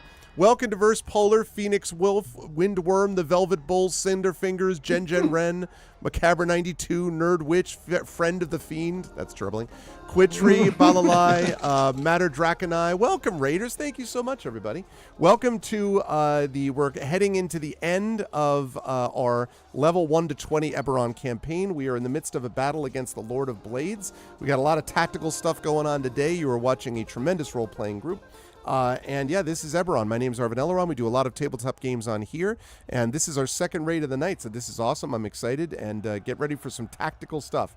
But welcome, everybody. It's so nice to see you, and everyone. I do know Robert Hartley GM. I have actually watched a couple of streams, lurked in a couple of streams before, so thank you so much. And if folks are not already doing so, please follow Robert Hartley. I appreciate it. Thank you so much for the raid, everybody, and settle in. We got some battles to do because the mist parts, and through, just for a moment, you can see almost like a laser, it seems, through the parting mist that someone important, very important, is standing on top of a rock. I'd invite you all to think about that moment from the Two Towers Helm's Deep fight where the white-handed orc, right, stands up on the rock and roar, right, and like lifts its arm. Except Lurtz. Here, say again. Yes, Lurtz, right. Lurtz. I should have had the name exactly. But instead what you're dealing with is a very familiar, almost enormous Warforged figure. It is the Lord of Blades For a themselves. second there, I And thought they you are were going to say Aurelian Karnak, and all hell was Yeah, lost. God, son of a... No, As- not a Roland as- Karnak. Yes. Tanton would just be like, eh. Yeah, exactly. Pew! Yeah, exactly. Whee! Measure for the wind. Oh, we got the Yeah. Lord of Blades on our side. The Oh, Lord that's of- gonna be the great. Lord of You Blades. started this. Yeah, You sorry, started describing, and I immediately went, I can't remember what happened to Barda that last time when we were betrayed and nearly lost our airship. It was like, Maybe I that's always this see- one. mm-hmm. This right here is clearly the Lord of Blades themselves leading an army Damn. forward into the battle. And a thing I want to mention is that you only see them for a moment, and then the mist sort of covers it again. But it was clear. All of you except Rowan. Maybe Rowan, you might be like, that person looks pretty impressive. And I think you did too. Pretty much everybody. Oh no, you didn't see. You would have seen them, right? So Rowan, I think He was in the Argon. Yeah, you were in the Argon. Oh, so yeah. you've all seen the Lord of Blades. That's who this clearly is, and you all see it just for a moment of terrifying clarity before the mist closes in again. So still some distance from you, but closing fast. Now you can do the second movement over into the store. All right. Well, we're on the right side of the battle then. Yeah, I mean, yes. I mean, Agree. it's the side that gets to shoot the Lord of Blades. That makes it right in my book. That's right. I mean, there is the head of the army. If we can take out that unit, that which I have my doubts, but that's what we need to really concentrate on. The sad part is everything else. Okay. And I would like to tell the Velvet Bull that is a great name. I am a Minotaur lover from ages past. So fantastic to have you here. I will also mention that I used to actually literally have the Velvet Bull fighter on velvet from Spain. Nice. My father bought it. So, yeah. Outstanding. This is what I like to hear. Was it a Velvet Bull that cried? No, he was in the middle of goring the bullfighter. Nice. Oh, geez, wow. That's what I like to hear. Okay, so that was the adventuring party's move. You've done what you need to do now. As you the oxen kind of move the wagon into position. And you start to do the, kind of move it in place. As you're doing that, allied army turns. So now you have to move your allied army where you want them to go. Right. And for chat, those of you who have just joined, this is a big tactical battle that is happening in the Gray, an area of terrible magical disaster that occurred in the world of Eberron. These folks have been, for 18 levels now, have been working through various things to lead to what is this final conflict, this destructive conflict. Between them and the Lord of Blades, who is a Warforged that basically harbors hatred for all of the non-Warforged people in Corvair. And they have had run-ins with the Lord of Blades before. In fact, the Lord of Blades actually stole a massive airship warship from them before.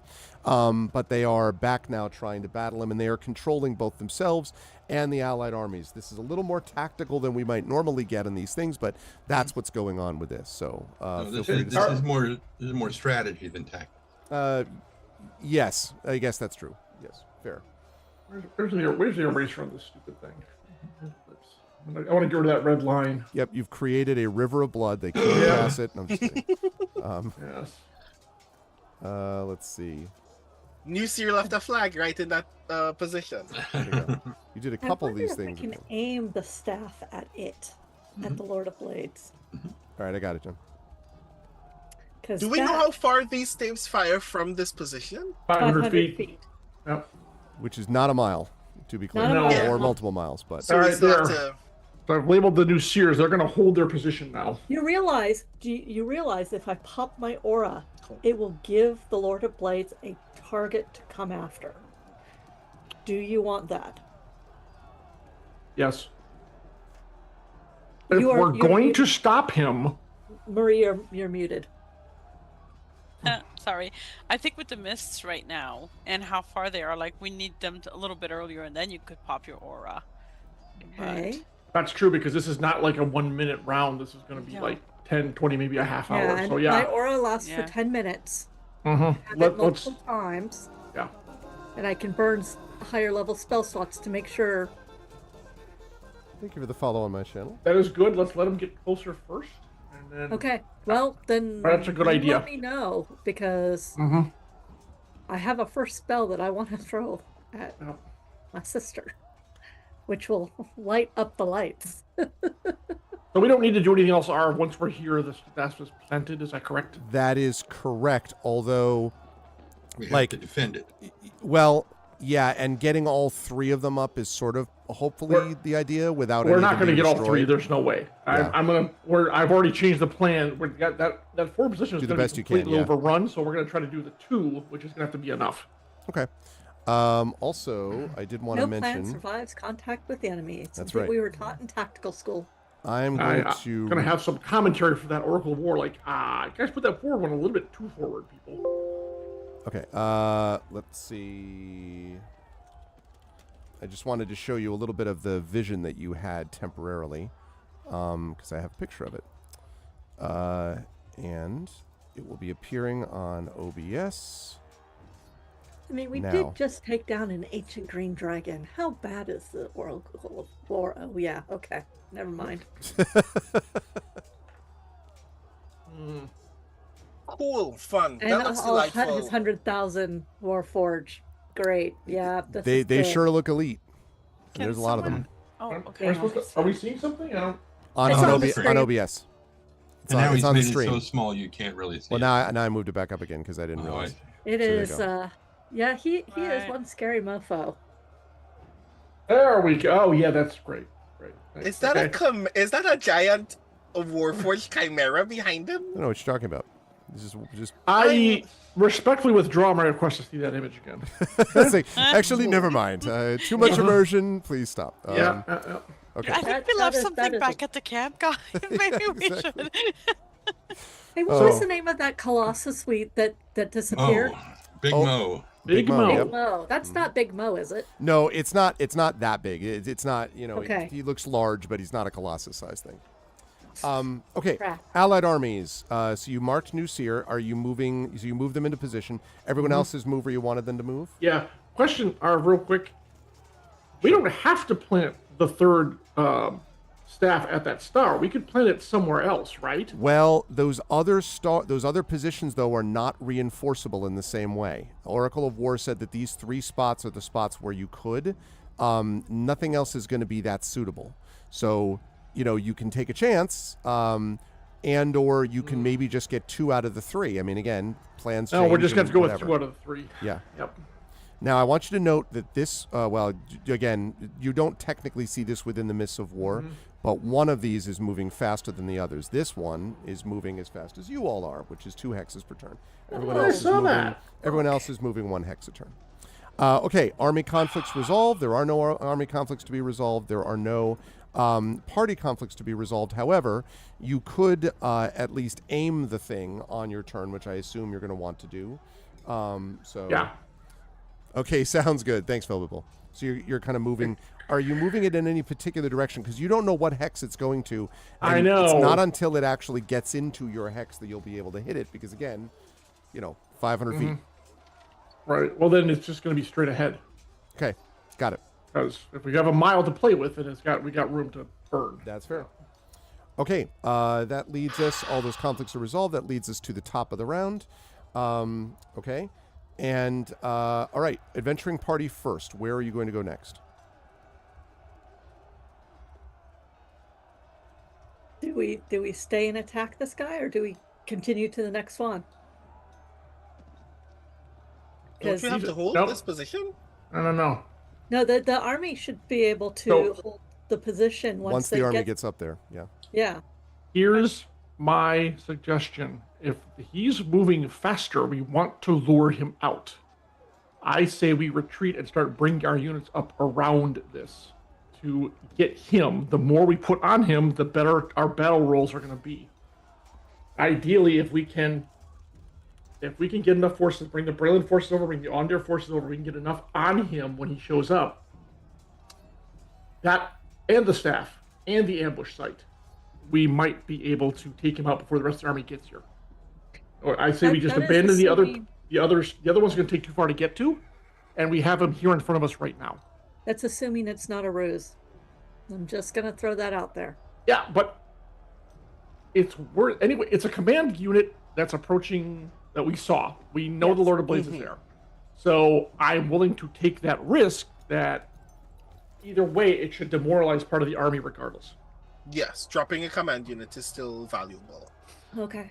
So yeah, in that case, the adventuring party, I think, I'll be honest, in 2 is just going to move 1 over here. We can still, by the way, we can still move units into this position, right? Ours is a mile. Yes, Okay. yes. All right. I mean, And, when or they get do we there in just- terms of movement, but yes. Do I just want to keep us there and hold our position and bring the army up around us? That means he can't get into our position if we do that, right? Yeah. Well, it means he could engage you. He could attack you. He can. And he can move into that space, yes, because he'd then be engaging you directly. But by the time, okay. Oh wait, no. I know what I want to do. I want to actually pull back 1 because I want to bring him to us and bring up our armies as quickly as possible to surround him when we actually do attack him. All right, that's where I want to go. Is the staff Like there's still someone there to operate the staff, right? Mhm. It needs to be fired. Yeah, there's a team there. Perfect. Okay. We're not doing it. We just had to get it there. The Oxen are doing it. They're amazing. So They're amazing got it. technicians. Yeah. So we don't need to have an army in that position. Like he can't take over the staff's ability, right? It's a fortified position. It's a fortified position, although yes and no. He could attack it, and could theoretically take it over or destroy it without an army there. They can fire at this, his crew, but he could attack it because that's an army that he's leading, or a division of the army. Then is this the time for me to pop my aura of life and get his attention? Hold. One more round. Okay. All right, so you're backing up just one? Even if they shoot once there and take out whoever, and then on the next round you're going to do it. And hopefully he'll charge right through. Excuse me. Okay. So you move back one. Okay, now I need you to move the allied armies. All right. This one stays put. Okay.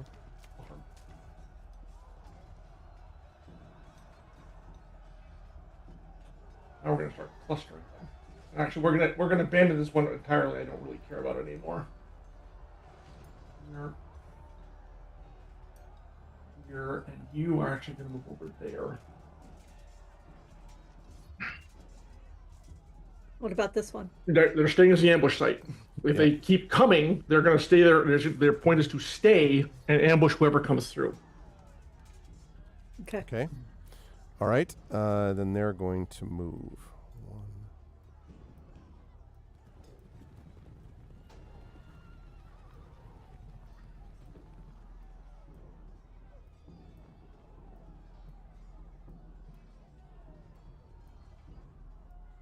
Such riveting token movement, please. Now, if we get our token to the other side, it gets pinged and then we Exactly. can move anywhere. Yeah. Exactly. You just jump over them. Army. Okay. So let's see. 1, 2. I believe it was 2 away. So it moves in there. Okay. Okay. Does not challenge yet. We will see what happens in terms of the aiming and firing and all that stuff with that next time. Okay. There's no conflict to be resolved, other than the fact that they are going to fire at this group. So you do hear this, and then there's just this arcane just blast shoots out. You hear the squealing and screeching of metal, and you see a number of Warforged sort of just kind of melt like slag just on the battlefield. But there are definitely a lot of them left, as the team struggles to basically reorient the staff for firing, because it has to fire again. Other than that, there are no conflicts to resolve here, so that brings us up to the top of what I think now is the 4th battle round. Okay, so adventuring party, you go first. And we have to actually enter the other. They have to enter. One of us has to enter a unit. Correct. Okay. Yeah. Combat doesn't. A battle round doesn't begin until 2 rival armies are in the same. All right. I'm assuming. I don't want to be just a party against them, so I want to move on there over to us. So we're together because we're the only ones who could be on a same site. That's right. I do want to note, by the way, that if you engage an army, it's done in a little bit more of a kind of micro way. So it's not actually you versus 5,000. It's a different kind of context for it. But anyway, regardless, yes.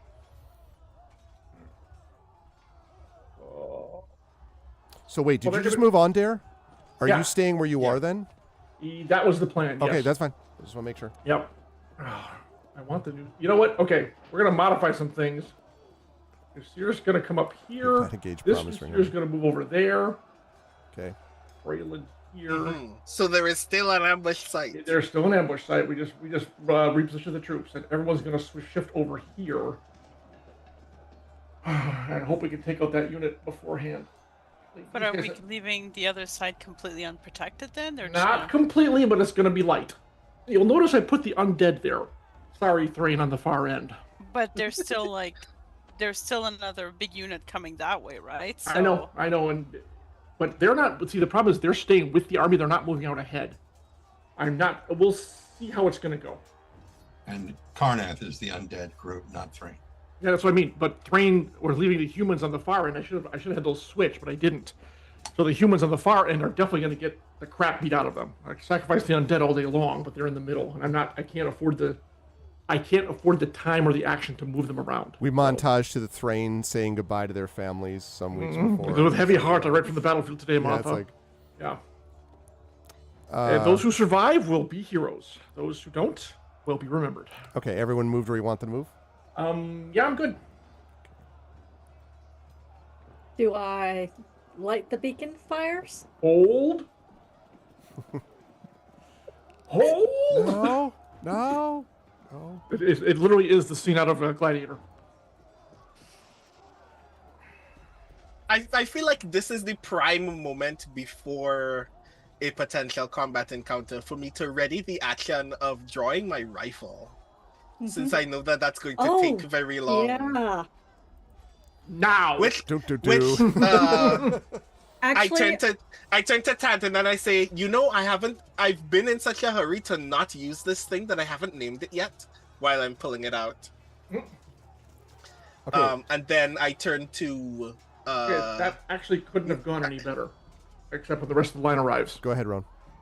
I turn to Nisiana and say, I've decided to call it EFT. Electronic Funds Transfer? It stands for Eberron's Fighting Tongue, and then I peer through the scope of the rifle to see how close, who's the closest enemy approaching us. I love it. She says, "I approve," and then she takes a half step closer to you and whispers, "Protect my sister." You got it, boss. Then steps back. And you're doing the thing, Nisiana? Yeah, I will pop Aura of Life. Suddenly, for those of you who have never heard it or seen it, a 60-foot diameter circle of light bursts out of Nisiana with circling dragons of Eberron, who she is a cleric of. And she also has almost a halo crown that goes with it. And she is very visible upon the battlefield. By the way, she is a 2.5-foot tall halfling from the House of Healing. So, and throughout the entire game, she has been a main target of pretty much fucking everybody, shooting her in the chest with arrows. So, when she does this, she's basically, it's one of those, I am the beacon, I am the target. We are here. We will fight you. Okay. Now that they have moved on this spot, the first thing we do is resolve the army conflict. So what we've got right here is our first battle check. So one of you is going to have to do a battle check here, which is going to be a D6. Now, because you're in the same hex as this conflict, that means that you add 1 to that check. Because there are more allied armies, clearly, in adjacent hexes than enemy armies, you add 2 to the total. So right now you've got +3. Now, Tantan, you could, if you wish, also add one of your, +1, because you have 2 of those available. You could do that here if you want. You don't have to. But that's up to you if you wish. Because this is an army fighting alongside you, so it's an army technically doing this. Oh, you said we're at +3? Right now, +3. I vote we save those until we really need them.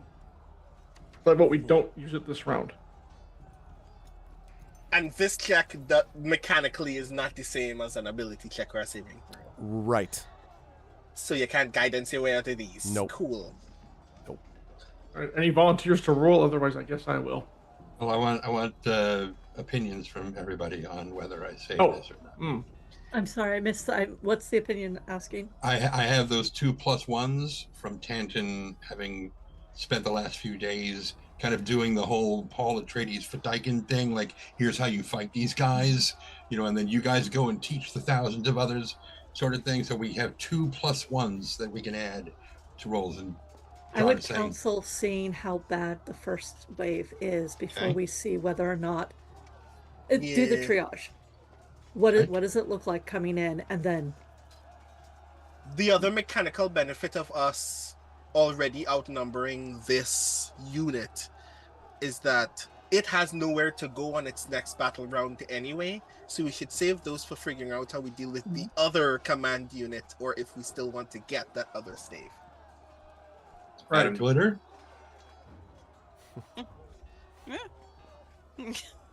Thanks. Is that good? All right, Trent, do you want to roll or do you want me to roll? I got a feeling my first roll is not going to be too good. Oh, Maybe you've been holding it all this time, though. Maybe. So it's got moss. I'll tell you what, on it. I'll roll the first one, and then if we want to use your +1 next time, you'll roll it. How about that? Okay. D6 + 3, correct? Marv? Yes. I'm sorry, that is D6 + 3, yes. All right, here we go. Oh, 7. 7. As the army charges, the Ondarian army, which is largely composed of elves, sort of leaps forward to the attack. This is an army largely of magic, as you may know, and so there are sorcerers shooting lightning bolts from the back ranks that are basically elevated, floating above their compatriots in front. And the Warforged that leap forward, which have these powerful shields, some of the lightning bolts, they literally sort of catch on the shield and it kind of disperses some of the lightning. But if any of you have had the opportunity to see what happens if you just keep blasting lightning into something, eventually, like the shield itself just sort of is riven, and then smashes through to the creatures. You yourselves strike back and forth at these beasts, and finally, the Lord of Blades himself strides forward across the land, and right, is almost what it feels like. He's not a colossus, but you know what I mean. A hugely impressive figure. And his gleaming blade glints in the lightning as he goes forward. And classic Fellowship of the Ring film, Sauron prologue battle, smashing like people out of the way. But you strike him repeatedly, and I'm going to actually ask Rowan, because I believe you were sighting this thing the whole time down your scope, so to speak. Rowan, I want to know what this looks like when you have a bead on the Lord of Blades' head, if you will.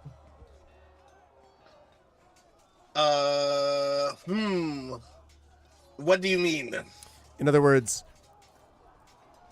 what do you aim at to do grievous damage? Oh, General Grievous? Yeah. So, I suspect Rowan was not present for any of Tantin's lectures on Warforged physiology.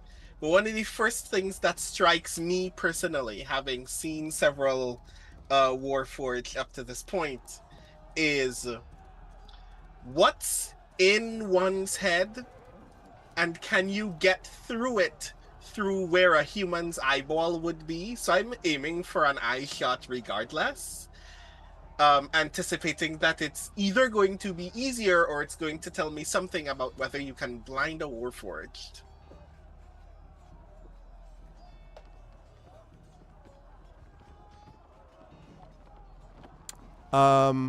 That's a question. Did you catch all that? I mean, yeah, no, I did. So basically, like, whether you can blind a Warforged. Yeah, probably. Are you going? So you're aiming for the eyes, then? I guess is what is sort of the okay. Mm-hmm. So your shot just arcs through the mist. Again, you can barely see anything through the swirling mist, but the Lord of Blades strides through it. The mists swirl around them, but as your shot goes off, Rowan, it glints in the light of the reflected lightning around from the wizards and everyone who's firing at him, and strikes him directly in the head. And the Lord of Blades sort of sort of staggers backward and then topples onto their back. And there is this great roar from the allied army as the Lord of Blades lies still. But as your scope sort of aims down, Rowan, you can see the face of the Lord of Blades melts away, and you're looking at a destroyed, but clearly a regular Warforged. That said, this army is I defeated. shout out into the crowd. It wasn't him. Which is a perfect place for us to take our break. You are watching the tactical battle, the strategic battle. Now it's tactical, the tactical battle from Infinity and Beyond, Eberron, Oracle of War. This is Scales of War, part 2 of Scales of War. It is 10:03. We will be back here at about, let's say, 7 minutes, so 10:10. Then we'll play for just about another hour. 10:10 wins news. But we'll be back here in just about an hour, at which point you'll have a chance to see what happens when they find out there was a fake Lord of Blades and what happens with the rest of the armies. I called it. But we will see what happens when we are joined in 7 minutes by Trent Sparks, Marie Bilodeau, John Helfers, Jennifer Brozek, and Brandon O'Brien. Please, everyone, don't go anywhere, and we will be back to you folks in just a moment. Until then, hang tight.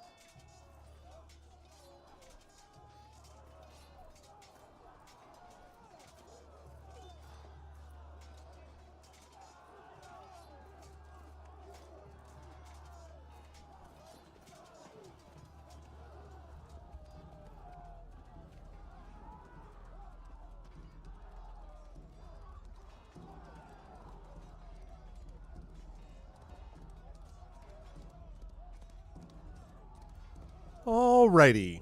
We are back, and we are ready to go, and we just defeated the Lord of Blades. Oh, wait, no. Yeah, you heard him. Exactly. You heard it. Didn't actually happen. The GM still said the words. As it happened, this is what actually occurred. So we are here. One army has been defeated, but of course there are many more to go. And I believe, if I'm not mistaken, that was the end of the enemy army's move, and that was the only conflict that we were technically resolving. So all the other ones are reflected as they are, which means we go back to the top of the round now with the adventuring party first. So, adventuring party, what do you folks want to do? There are still, by my count, 12 armies total on the field. I mean, enemy ones. Excuse me. There's a lot more armies than that. And we placed the one staff so it can be aimed and stuff? Yes. Yeah, and will be if and when people sort of move into those areas. That's doing its thing. But in the meantime, you have you have other armies there that throughout the battlefield. So I'm thinking we just move the entire lineup to engage. We, along with the Ondares, will take this fortified position and they will fire. And we're just gonna have to go for it and see what happens. Okay. All right, so Noosir goes there. You go there. Elven party to me. Remember? Yeah, hold up a second. No, just hold on a second. Let's make sure that we have the adventuring party moving first. Are you staying where you are? No, we're moving into the star. No, right, I know, but you're moving the star. You could move another space. Sorry. Yeah, no, you're right. We are moving there. Okay, so you're just moving there. Okay, great. And then you're not moving any further. Lovely. Now you can move the other armies where you want them to move, and you can have one army in that hex with you if you wish. One of your armies. Yeah, well, the Honduras have done pretty well so far. So guess what? They're going to stay there. Would it be worthwhile for us to consider moving towards the other defensive position of the star? I mean, I actually think we should, if nothing else, to place the second staff. Yeah, because even if the armies reach near there, we might. So here's the problem. It only has a range of 500 feet. They have to actually enter the star for it to do anything. By the time we get there, the army will have overrun the position. It's pointless. We're wasting our time to do that. We have to fight. I'm assuming if they reach, I don't know if they're out to destroy our army. We have to lend our +1 to the armies to try to defeat these units so we can start taking them out. By the time that happens, someone's got to actually be in there. The command unit's going to be past it. They're going to just run right over it. And by the time we get there, it'll be useless to us. So it would be nice if we could have gotten to the army, to the field earlier to plant these, but it didn't happen. Like that front position, useless. It can't hit anything now. So so that other position, again, though, the Oracle of War has some explaining to do on this one because... Well, in fairness to the Oracle of War, it's going to be... just one thing. To be clear about the Oracle of War's suggestions, these things will have value regardless. Like, you're going to be able to fire at the back of some of these armies. You'll have these other things set up. Like, I don't see how that's possible, Arv. It has a range of 500 feet and it's a mile-long square. Sure, but if all those are passed already, it's outraged. Unless you're telling me something I don't understand. The army, the way that the structures are, being able to fortify those positions means that they're going to basically make it very difficult for armies that are going past there to create these problems, because you can to cause problems for them. Like in essentially what it does is it means those hexes become very difficult for an army to enter. Yes, it's only 500 feet, but these things are fortified in such a way that they can basically be positioned to attack a lot of the hexes the armies go by. So it's not so much that it's doing anything necessarily for you, like, on the ground individually as a party, but overall it's something which will have value to the overall effort of driving the Lord of Blades armies back as a whole. So that's all. But it doesn't mean you have to go do all those things necessarily. You can continue to proceed as you are. Obviously, wiping out the enemy's armies on this field would be pretty awesome too. But I'm just letting you know there are reasons for doing it other than just all right. So I need something clarified. My only other. Oh yeah, sorry. Oh yeah, I was just gonna say the other reason why I think that it would be valuable to send one Karnath army and one Thrain army east is because either one of those hexes will cover where that other command unit is about to enter anyway. So you might as well at least resolve the problem of that other command unit. Try to, even if it I'm comfortable doing that. Well, I already moved the adventure party, so we've already taken our movement action right here. Well, I feel like we didn't necessarily all agree on the movement, though, for the adventure party. I would allow you to remove it if you wanted to. Because I feel like right now we're letting the East End be very vulnerable. And I mean, just like I know we're looking at the map, but also from a Dungeons and Dragons we're playing and we decided to play the defensive position, then it might be worthwhile for us to try to at least accomplish a second part of the staff pudding. Like, I don't think that this would have been laid out as our mission or that we would have accepted it just to have it be completely useless, personally. But I'm willing to go with the group on this. Right. Well, I mean, here's the thing. If we move over, we were here. Let's if we reset here. And the army's going to move anyway. I'm not sure it'll be worthwhile, but I'm not sure it wouldn't be worthwhile to try. What we could do is log on to this army and enter that sphere and give them a bonus as we start leapfrogging over, which I'm not against. We still leave Ondair in the reinforced position, which hopefully will help them. And I'm going to bring up these two, the Thrain and Ondair, to back up that. So we could go over there and, that's a possibility. All right. I'll throw it open. I'll throw it open to the party. What do we want to do? I want to hear what Trent had to say. The thing that I want clarified is part of what John was talking about. So these staves have a range of 500 feet. Yes, but correct. They can. So, yes. So they can't hit anything in an adjacent tile. That's correct. Not in an adjacent hex. No, that's right. That's right. But the reason they're not an adjacent hex, however, the reason the Oracle of War seems to have picked these positions is because they are the positions themselves that are the most, how do I put this, attractive to our enemy armies to go into. Like, you may notice that I've been moving the enemy armies over and through some of those spots, and that's on purpose because they, from their point of view, are like, this is like a tactically advantageous thing to go in here, and they're not expecting to be like, whoops, there's a massive staff that's blowing away half my army when I get in there. So I guess basically that's what it is. These are hexes which the Oracle has determined are more likely, more attractive targets for the enemies. Thus, if you put staves there, it makes it more likely that as they go into those hexes, they'll be able to get attacked by the staves. That's the theory. That's why my confusion is that within one round, that farthest hex became completely irrelevant. Because these aren't all the armies. Oh. That's a good point. Wave 2, and I'm not, and by the way, before anyone panics, I'm not saying you're going to have to play an actual Wave 2. I'm just saying that within the context of the game, there are more armies in this. But also you said the green ones were, the green areas were basically higher ground. So somewhat, yes, although, again, depending on the particular hex, there are some differences here and there, but yeah. Okay. Yeah, does that make sense, Trent? Like, so that there are other armies there, like that's, but they're not on the map yet because.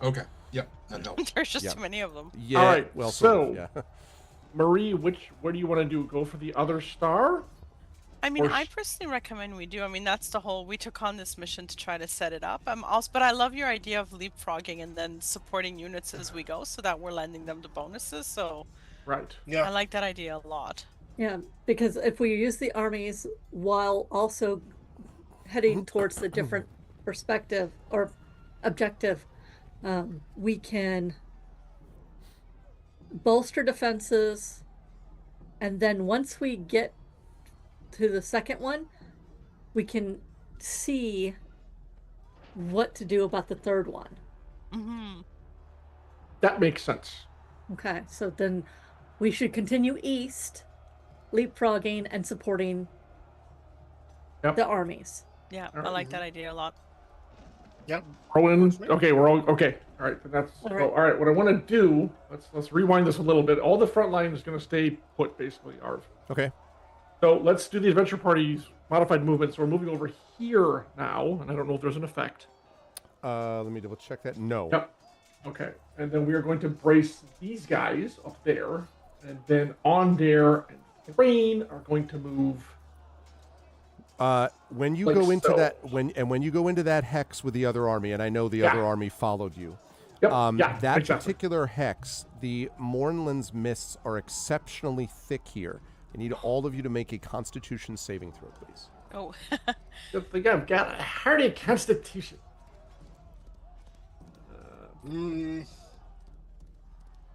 Oh boy. Is this a poison or any kind of effect like that? No, not a poison. Yay, go Nisiana and Mermaid. Nisiana didn't. Wow. I was debating whether I wanted to, but now I definitely do want to tie some chaos. Okay. Jeez, Tanton. So I'm making this an advantage. Got it. You're doing good. Good plan. Good plan. I'm gonna spend a spirit die on my saving throw. Sounds good. Okay. I don't think I can. Rowan, you will owe me a wild magic surge in a minute. But not immediately. Yeah. And blow up the army. Okay, you're right. We should have kept going forward. There we go. Wow. Nice. Okay. All right. So shrug it off. Tanton, Alarian, and Rowan, you are all fine. However, Merime and Nisiana, this mist is so thick that it pulls you down. And Nisiana, you almost wonder if you see your dragon marks sort of fading a bit, even in the effect of this mist. Each of you gain a level of exhaustion. Oh, wow. This is tiring stuff, though. Yes, indeed. Now, one level of exhaustion in 5e, as a reminder to everyone who may not recall, is you have disadvantage on ability checks. All ability checks. Okay. That is gonna suck. Fun. Okay, what else can I do? What else can I do? All right, I'm just fixing that. Okay. Rowan, I need a whatchamacallit, a wild magic surge. surge. In the gray. No You can do wild it. surge. I was going to say, yeah, no kidding, right? Okay. Outstanding. All right. Other than that, nothing else happens in that hex. You'll be happy to know. I'm sure you're excited. Okay. So you did that. You moved the... Okay, now it's the enemy's turns. All right. Get ready for a bunch of... the battle is about to be joined, people. Yeah, here we go. All right. 1, 2, 3, 4, 5, 6, 7, 8.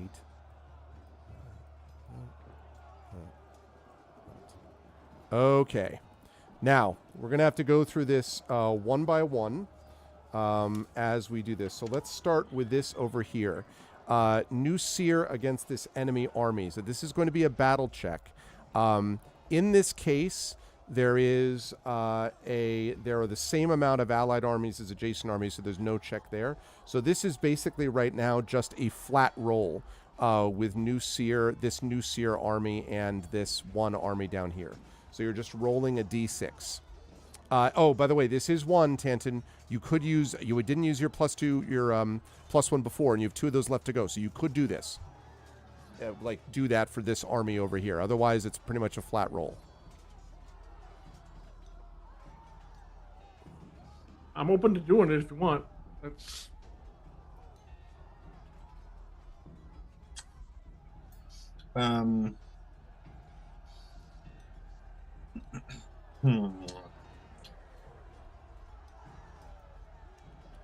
All I can say about this is Rowan doesn't want that specific platoon from New Seer to die. Yeah. But strategically, Brandon thinks that this is... Although, now that I think about it, we've got other places where they're going to be at a negative. So maybe we should just do the straight up roll and save those +1s to try to offset the negative rolls. Whoa. Mm-hmm. Yeah. Hold. So Okay. so hold. Okay. Yeah. All right. So who's rolling the d6? I rolled last time.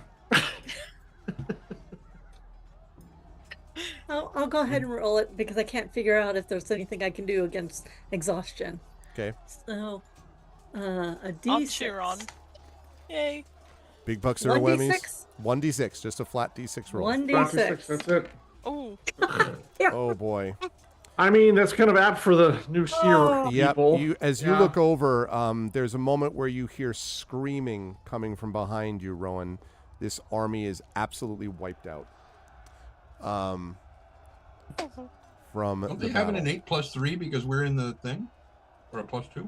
You were not in that one. You're not in No, that. that Oh, was the sorry. first Oh, one. Wrong oh, one, over there wrong one. again. Yeah, Yeah. get the Wrong +1. one. All right. Now, this army is battling here. Now, this one, I have some good news for you about this one.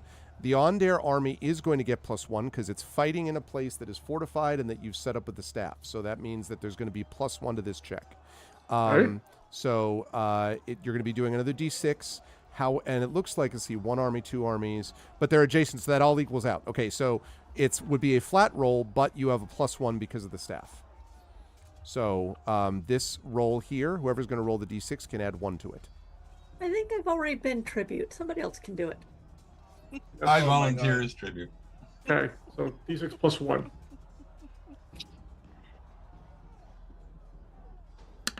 So there we go. Wow. 7.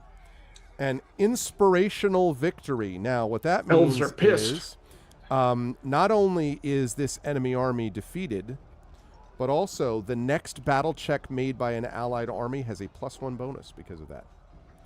So, Sweet. speaking of the next battle, that would be this one over here.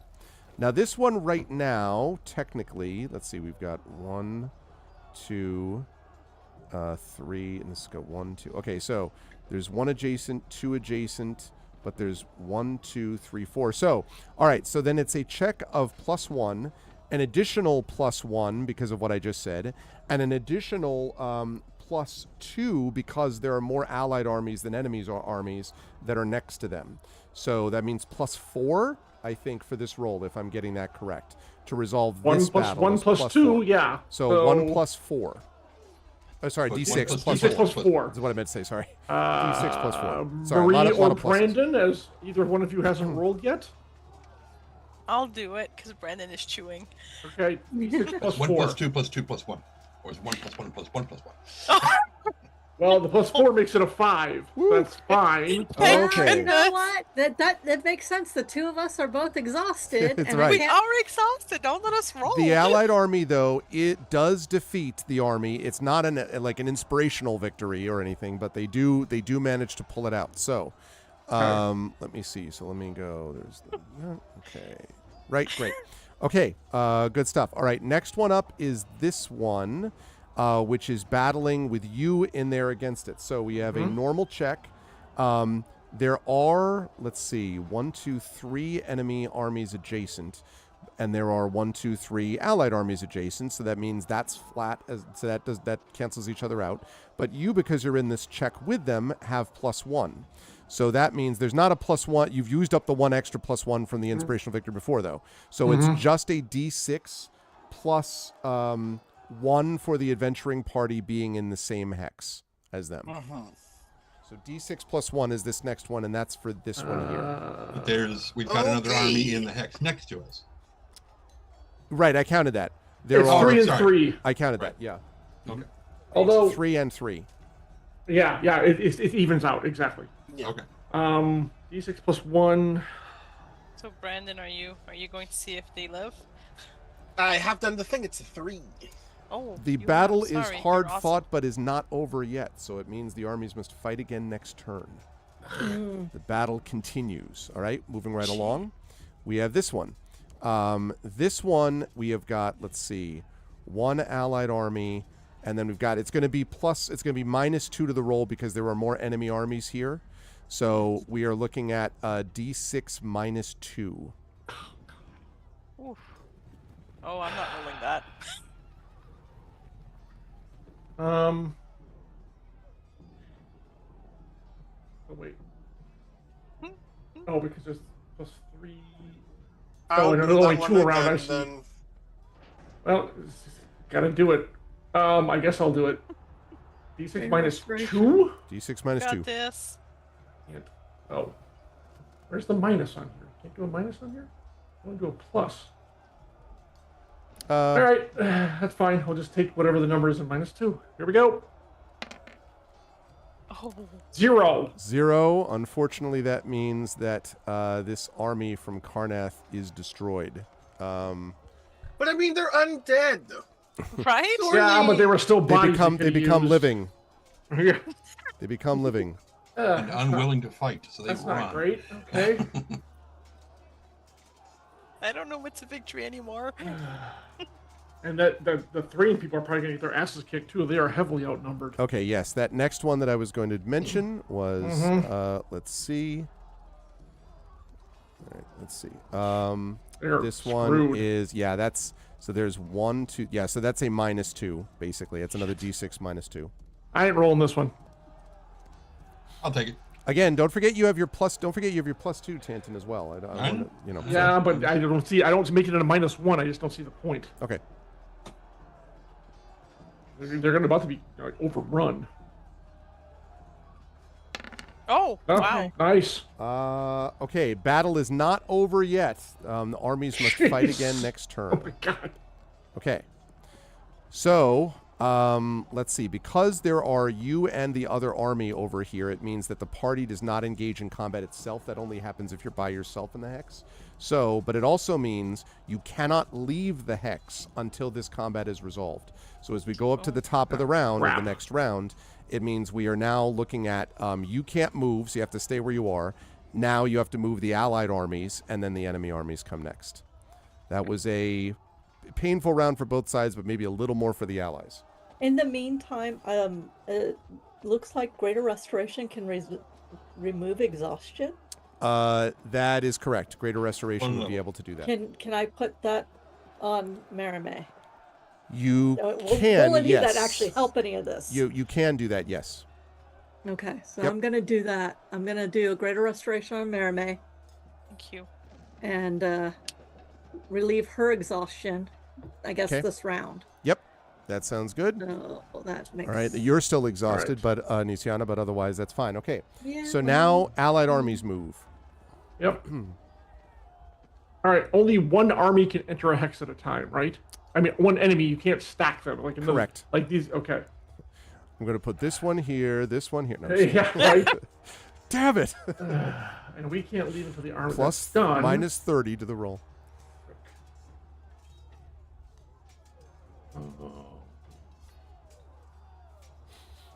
I want to pull the Brayland one back to here and try to lure this one in.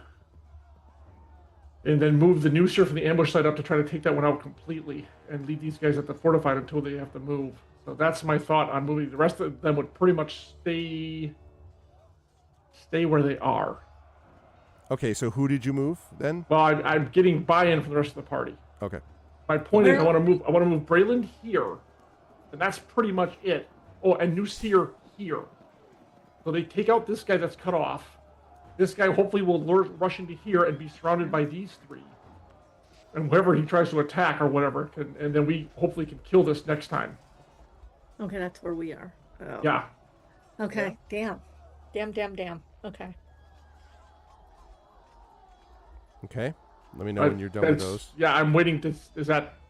I don't see any other real... Moving Thrain over here, for example, is just going to get them rolled up on by these guys, and we got to try to attrit at least some of this and try to beat them with the advantages. Otherwise, we're just going to get picked off unit by unit. So they stay there, and we have this wall here to try and stop them and get bonuses, more bonuses here, hopefully. Yeah. So shoring up the middle line sounds at the very least, should be able to take these guys out. And that's one more on our side. All right, that's what's happening. So they're leaving the ambush site to come up here. Brayland's moving back here. Everyone else stays put. All right. Let's see. They are going to come here. Okay. This army that was fighting is going to continue to do that, so they're just going to move down here. Mm-hmm. They are going to come down here. This army is going to come here. This army is going to come here. These two armies are still fighting each other. Just double check and make sure. Okay, they're... Oh, did this army over here? Did I resolve that? We didn't. My bad. I didn't do for that. All right, sorry. Let's do that. Now that staff is not set up yet, so you don't get the bonus for that. So that is just going to be a D6 roll. This is a special, like a powerful unit, of course, which means you get a -1 to that roll. So it's D6 -1. Sorry, I didn't see that. Y'all want me to roll that one? No, not really. I can do that if you like. I'm no longer exhausted as well, so I can help. Brandon or Marie, whoever wants to do it, go for it. I'll take it. Okay, Brandon's up. Do my plus ones only apply to... Hold on. Wait, Brandon, hold on. Do my plus ones only apply to things that I'm next to or in? No. Any of the armies you can use them on. So we can apply one of them to that. You could. Should we level it up? Just a D6 straight roll? Okay, let's Cool. D6 then it's D6. So we're now left with one. Straight D6. Yep. You can do it. You got this. 3. It's So a we're 3. stuck there. All right, so a 3. Yeah, hard fought, but it's not Hard over fought. yet. So it means it's continuing. The battle continues over there. Okay. Okay. So now that I know that, I'll probably actually just leave them right there where they are. So, okay. Let us resolve this one by one. Okay, so for this one, right over here, this staff is set up, which means that it's going to be a +1 to the roll. There are 2 allied troops and only 1 enemy troop. So that's going to be another +4, or +2 rather, I'm sorry, +4 total. So you're looking at D6. +3. +3, I beg your pardon. Yeah, 1 for the staff, 2 We'll for the take armies. the +4. No, That's you're fine. right. So D6 +3 is what we're looking at for that. All right. Volunteers? I can do it. Okay, Marie's going to do it. D6 Yes, +3. you can. You can do it. Yes, I can. Yes. 1d6. There you go. That's a 9. Wow, there you Just go. because you believed in me, thank you. Right. With a 9, they obliterate all. No, I'm just kidding. Blam. Yeah, no, don't obliterate all, but do have an incredible victory as they strike back using that staff, and also give a +1 to the next army's battle. So Hey, that's us. which is going to be over here. All right, so yes, so we have again. Let's see. There are 1, 2, 3 allied forces there. There are only 3 enemy forces there. There are, however, only 2 allied forces that are adjacent. So that means you being there gives them +1 to their roll. But because of the extra enemy armies more than allied armies adjacent, it's -2. So that means a total of -1 right now. Now, you still do have your remaining +1 if you want to make that a flat roll. That's a trend question. Yeah. No, it's an everybody question. I vote yes. If we can lock these guys up and just keep them stuck here, then the other ones can't really get over there. At least it makes it even, because we need to get a 3 or better. And that makes it, if we roll a 3 or less, it's worse. I can roll again. You want me to do it? Well, 1 in 36 to re-roll another one. Well, Trent, do you want to use the +1 or not? I still haven't heard from the other 2. I'm in favor of the thing, if that's what we were waiting on. That's what I was waiting to Yeah, hear. I am too. I think if we can get moving, that would be good. Thank you, Trent, though. Yep. Yeah, fighting over this middle quadrant is actually more valuable than picking over that other fortified area, although we should get that at some point. Yeah. Especially for the next wave. But thinning the herd is more important, so yeah.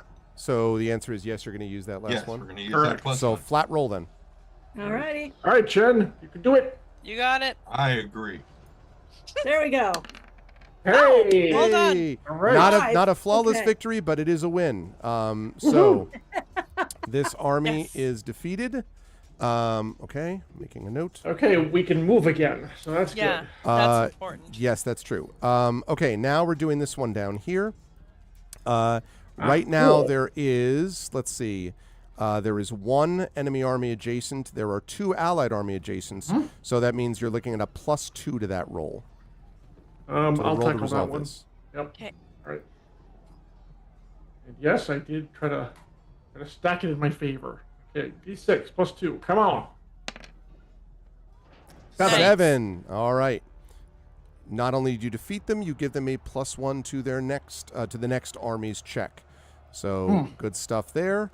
Okay, 2 more battles to resolve. This first of all, we have this one over here. Now this is definitively more enemies. This is a D6 -2 right now for this one. Yikes. Oh, sorry, but you have the +1 because of what I just said. Oh, so D6 -1. -1. total. Yes, exactly. So D6 -1. I think Trent needs to roll this one. You've been doing good, Trent. He has been doing good. Well, That's actually, I was, and you still will be. Jamais du ça, toi. Okay, maybe not. Okay, the Allied army is That's unfortunately defeated. Oh, this is not good. It was they Karnak, have it though, so, open. you know. All right, Yeah. now we have this one over here that is going to be a normal D6, but because of this army is a powerful unit, that's +1 for that attack, and you have more enemy armies, so basically it's -3, -1 for this guy, -2 because of the extra enemy armies. So -3, D6 -3 over here. I feel it. I can do it. Roll a 6. Come on, Marie, you can do it. 'Cause that's what we need. No. -4. Everyone is wiped out. No, just kidding. But they are defeated. Okay. I didn't want them to die.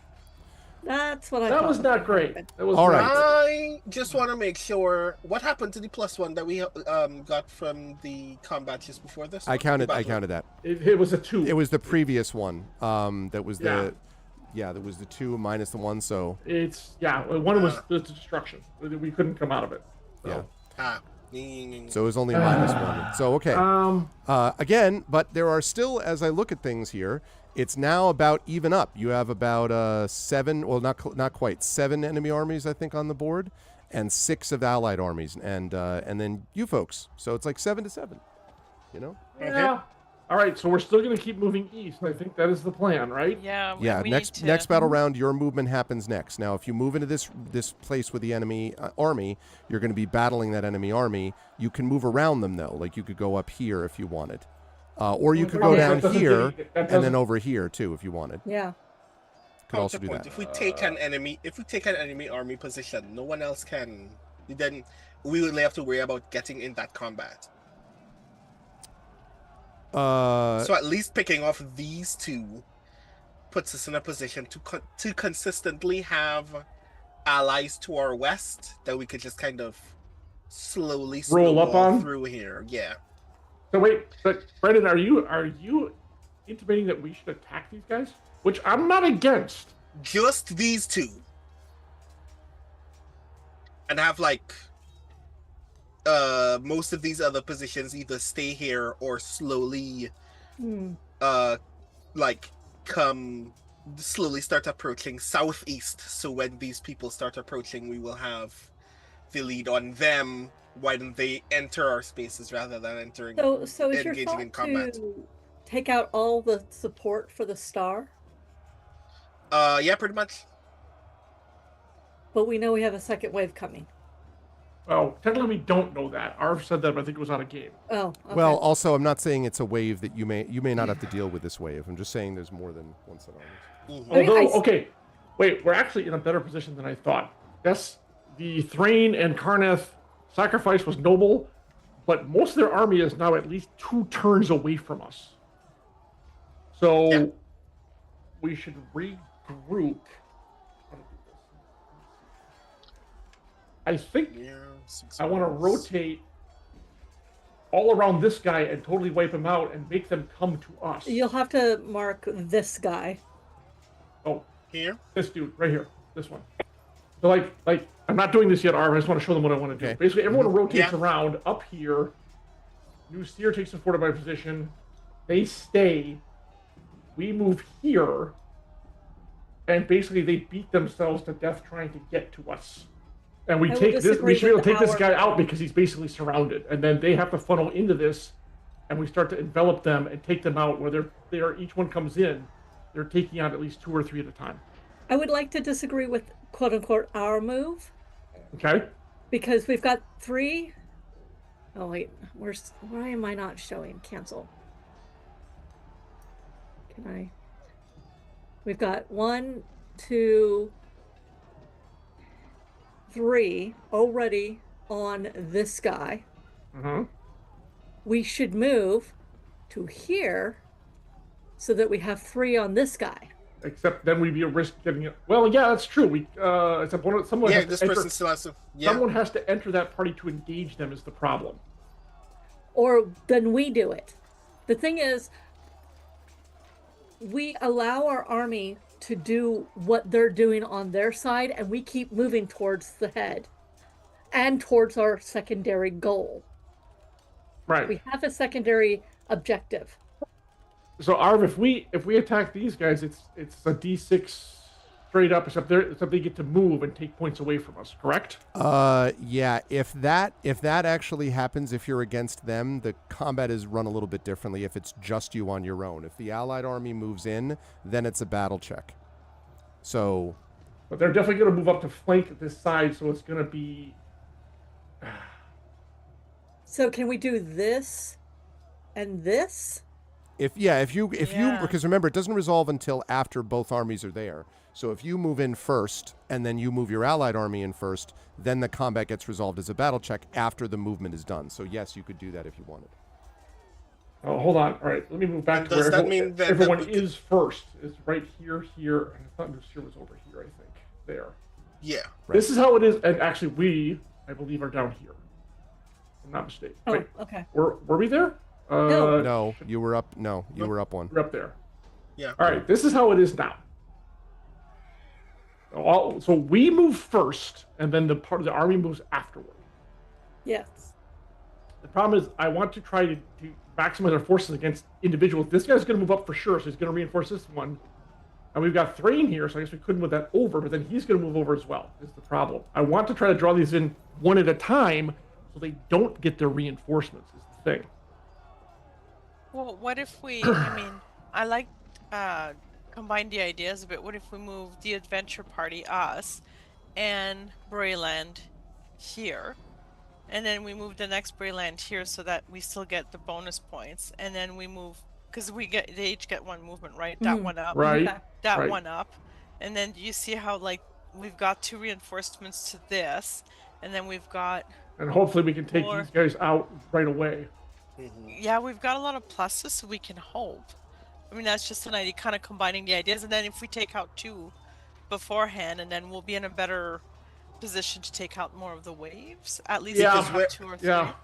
Because wherever this guy moves, we are either plus 2, plus 3. Or we can even just go straight to attack, because we No, leave them there. No, we could leave. We could wait for this guy. Yeah, wait for him to make the move. Perfect. Yeah, don't move on theirs. They get a +1. They need to stay fortified. That's true. And then everybody has to come west to come find us. Right. Okay, right. I'm fine with that. That works? Yeah. One remaining note just to remember is that when you move into hexes, sometimes the hexes look different or whatever. So just be aware, like, different events can happen too when you move yourself. I'm just letting you know. Yeah. Okay, but everyone's in agreement before we. Yes. Okay. So where are you moving? We're right here now, stacked up with the Brayland army against these guys. Okay, so you move directly to the right then. Yep, correct. So when you move, you notice something odd about this, which is that the armies, of course, are prepared and are ready. However, as you move in, you hear this sort of almost whooshing sound, might be the way to describe it. And as you look around, you can see there are... For a minute, you're sort of like shocked because the armies that are fighting or getting ready to fight each other, there are next to you other clashes of weapons happening. And you kind of look around and you know why. And then you see there are several ghostly figures. And as you look around, you see there are many of them. And they're done that. Battling and attacking each other as they actually are engaged with this. So what I need, please, is for all of the 5 of you to make a couple of rolls, please. We're going to use something called the Battlefield Events Table for this. Stanton, let's start with you.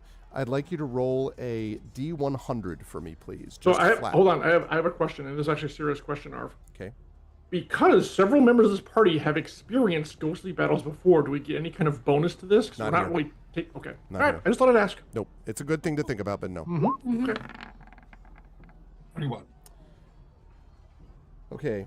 Throw feathers. As you come in, Tanton, to this, something basically, you are struck on the back of the head, and you see that the ghostly figures, as you sort of turn around half confused, you can see that it is a ghostly shield, which apparently is all too real here in the gray. Even though these ghostly figures are clearly attacking each other, nonetheless, it has apparently the power to attack people in this situation here too.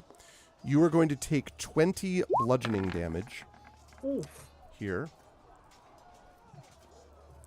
And for your if you have to make a ability check of some kind on your next turn, so the turn after this, you will do it at disadvantage because of some confusion. May not even come to pass because you may not end up taking an ability check, but you may be affected by that if you have to take an ability check. So that's 10 temporary hit points down, so that brings me to 134. That would be correct, yes, because you took the heroism potion? Yeah. Okay. Then yes, 134. Yep. Okay. Yep. And wait, will that heroism potion deal with my exhaustion? No. Well, sort of. Because of the effect of bless, she will have advantage on the saving, so it'll be a straight roll for her. Right. That's right. Okay, so that was the deal with that. All right, Marimay, I would like your check, please. Just a D100. Perfect. 42. 90. That's like my 42. glitter pen. I was going to say, that's how many dough pens you got. 42. I'm actually keeping my roll because I want to see what happens at 97. It was an accident, but I'm going to keep it because why not? I'm glittery, aren't I? Marimay, as you sort of see Tantan like hit by this thing, and you sort of take a step back, going, "Oh, wait a minute," something crashes into you from the side, and you can see as you are knocked to the ground that you have been pinned underneath what looks like some kind of a piece of stone, and you think the stone was moved by two of those ghostly warriors that basically were battling to each other. What this means is that the party is not going to be able to leave this square or this hex until they make a check to try to remove Marimay. If you can't get Marimay out of this hex, then the party is not going to be able to move from this spot, even if the enemy army is defeated. So Can I dimension Dorada here? Not in the gray. You can't. Remember we talked about the mist thing with this stuff. That's true. So Stupid mist yeah. thing. Actually, now that I think about it, I guess you could dimension door out of it. Now that I think of it, because it is in line of sight. Just don't know so where you could go. dimension door out of it, sure. Right. Your innards go over there, and your externards go over Yeah, there. exactly. Yeah, exactly. You can dimension door right next to me. Yeah, I'll dimension door right next to Nisiana. Yeah. And look a He's bit just not sure how many parts of you will arrive. I feel like most of them would. Well, your top half does, but your bottom half stays under the rock. Oh, don't do that. Poor Nisiana's already hurt. I can look, guys. I can probably lift it myself. I mean, I cannot. I mean, true. So and magic whatever does. your We 97 know magic is weird. Yeah, it's true. But we know magic is very weird in the gray. It's up to you, Marie, if you want to do it. No, it's okay. I'll inspire. I'll just go, Ilarion, I believe in you removing this rock. Hey, there you go. Exactly. I And I'll believe give you a someone needs to D12. do it. How's that? Okay. We'll come back to that. Larian, I need you to make your roll first, though. 97. 97. Ooh. Is that a good ooh? Your Do good strength things is happen in one. this table at all? You're not just a baby. You're an embryo. You're possessed by all of these ghosts. You are simultaneously hit by multiple chunks of wreckage, Alarian. You are knocked unconscious. No. Wow. Now, you are also technically knocked to 0 hit points. But what I'm going to say is that because of the Aegis and because of your ability, I'm not going to actually enforce the hit point rule, but I am going to enforce the unconscious rule. Now, part of the reason that this is happening is because you're in a ghost hex, which is going to cause just as many problems for everybody else, believe me, as you'll see in a minute. That's a lot, though. It sure is. You got hit by a lot, but this is almost, I mean, I'm not intending to make a joke. This is really supernatural. Like, the force is beyond what you would have encountered in normal experience, probably. It's incredible. Nisiana, I need you. So Marimay's pinned. Ilarion is unconscious. All right. Nisiana. Great. Remember that greater restoration? Yep. I've Yeah. still got some. Ow. I rolled 15. You are slammed into by wreckage, which is going to do 18 points of bludgeoning damage to you, Nisiana. This place sucks. Yeah, this is not great. Okay. Okay, 155. But it's I just hope they're Okay. beating. I hope they're beating up the Warforged army on they either are side, equal too. opportunity, destroyers apparently. 137. So you should be a 137, right? Because 18. Correct. Okay, Rowan, I need you to make that roll. If there is nothing between 22 and 96 that is beneficial at all, I'm going to be very upset. Let's find out. 69. 69. Nice. Nice. So Whole other nice. trauma. Rowan, you are I am immediately killed. no. I can fix that. You are torn into by shrapnel. Ghost shrapnel, apparently. You take 58 points of slashing damage. Oh. 58. Ow. I did speak it. That's 40. A reminder to everyone, half of my HP is 51. Oh, wow. So I think you're at 44 out of 102, if I'm not mistaken. I counted 46. Is my math? Well, 102. No, yeah, that's 44. Right, I think so. And then technically, I should really have Spanner, Tanton, roll for this too, because Spanner is on the battlefield. So I should have you roll for Spanner also, that same D100. Okay. You know momentum. Oh no, Spanner's gonna explode. You know, if isn't I he? had rolled divine intervention at that point, I would have gotten it again. That's true. 82. Oh. The same The thing dog which gets a pins choice. Merime also basically entangles or pins Spanner. So Spanner is basically underneath the same pillar that Merime was hit by. So to be clear, Tanton is slightly confused. Merime and Spanner are both pinned. Alarian is unconscious. Nisiana has been bludgeoned and Rowan has been slashed. Otherwise, everything's going great. You know, what How could do go I wrong? fix Alarian? Is that a greater restoration or is that a heal spell? I will explain that. I will explain what there's going to be a cost to doing that, but I'll explain that in a minute.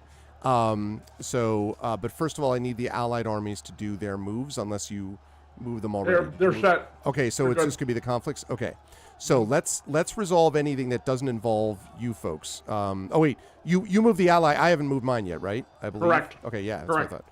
Okay, so let's see. I'm going to have these folks are going to go here. This is going to go here. This is going to move here.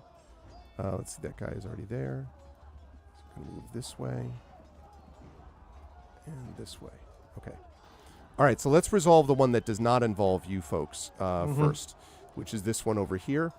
Yep. So this is at a +2 because there is an allied army nearby more than enemy army near. Oh, no, there's an enemy army here. Never mind, I take that back. It's just a flat roll. So this is just a D6.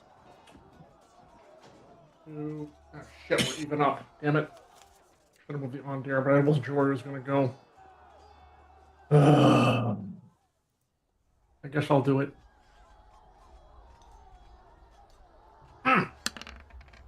5. Okay, Well done. they defeat the enemy army. It's not a, overwhelming win, but who cares? Like, Did it. you got the Yep. win, that's what matters. Okay. Take it. Exactly. That's exactly what matters. All right. Now we get to this one. Now, here's where we have this thing. Now, I'm going to give the party, if you will, Brandon will appreciate this, devil's bargain, let us call it that. And essentially, that's going to look something like this. I will allow all of you to make checks to try to get people out of their various things. Like Nisiana, you can try to greater restore, whatever. You can try to heal Alarian. You can try to free Merime from the pin, blah, blah, blah, blah. But if you do all of that, you will not be able to give a battle check plus to the army. So either you let the allied army, I'll let you do the +1, but then you people are all going to be stuck there dealing with whatever you're dealing with. Or you can give the +1 to the army in that event, or you cannot do that, and then you can use all your checks to try to get out of this situation that you're in. +1 to the army. Yeah. Yeah, I This agree. fight is more important than us. We need to because Yeah. otherwise it's going to be a straight up roll. +1 to the army, and if I need to throw something like Beacon of Hope to throw into that, or you're not going to be able to do that. Okay.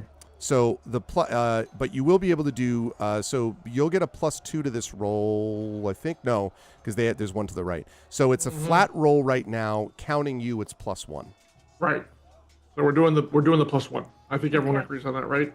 Who's Yes. rolling? Yeah. Yeah, I'll agreed. roll. Okay. I don't know if you want me to roll, but I'll roll. You did well enough Go for last it. time. Yeah. Okay. What do you then two I do will it? roll. D6 plus one. 1. Plus 1. Oh, Jesus criminy.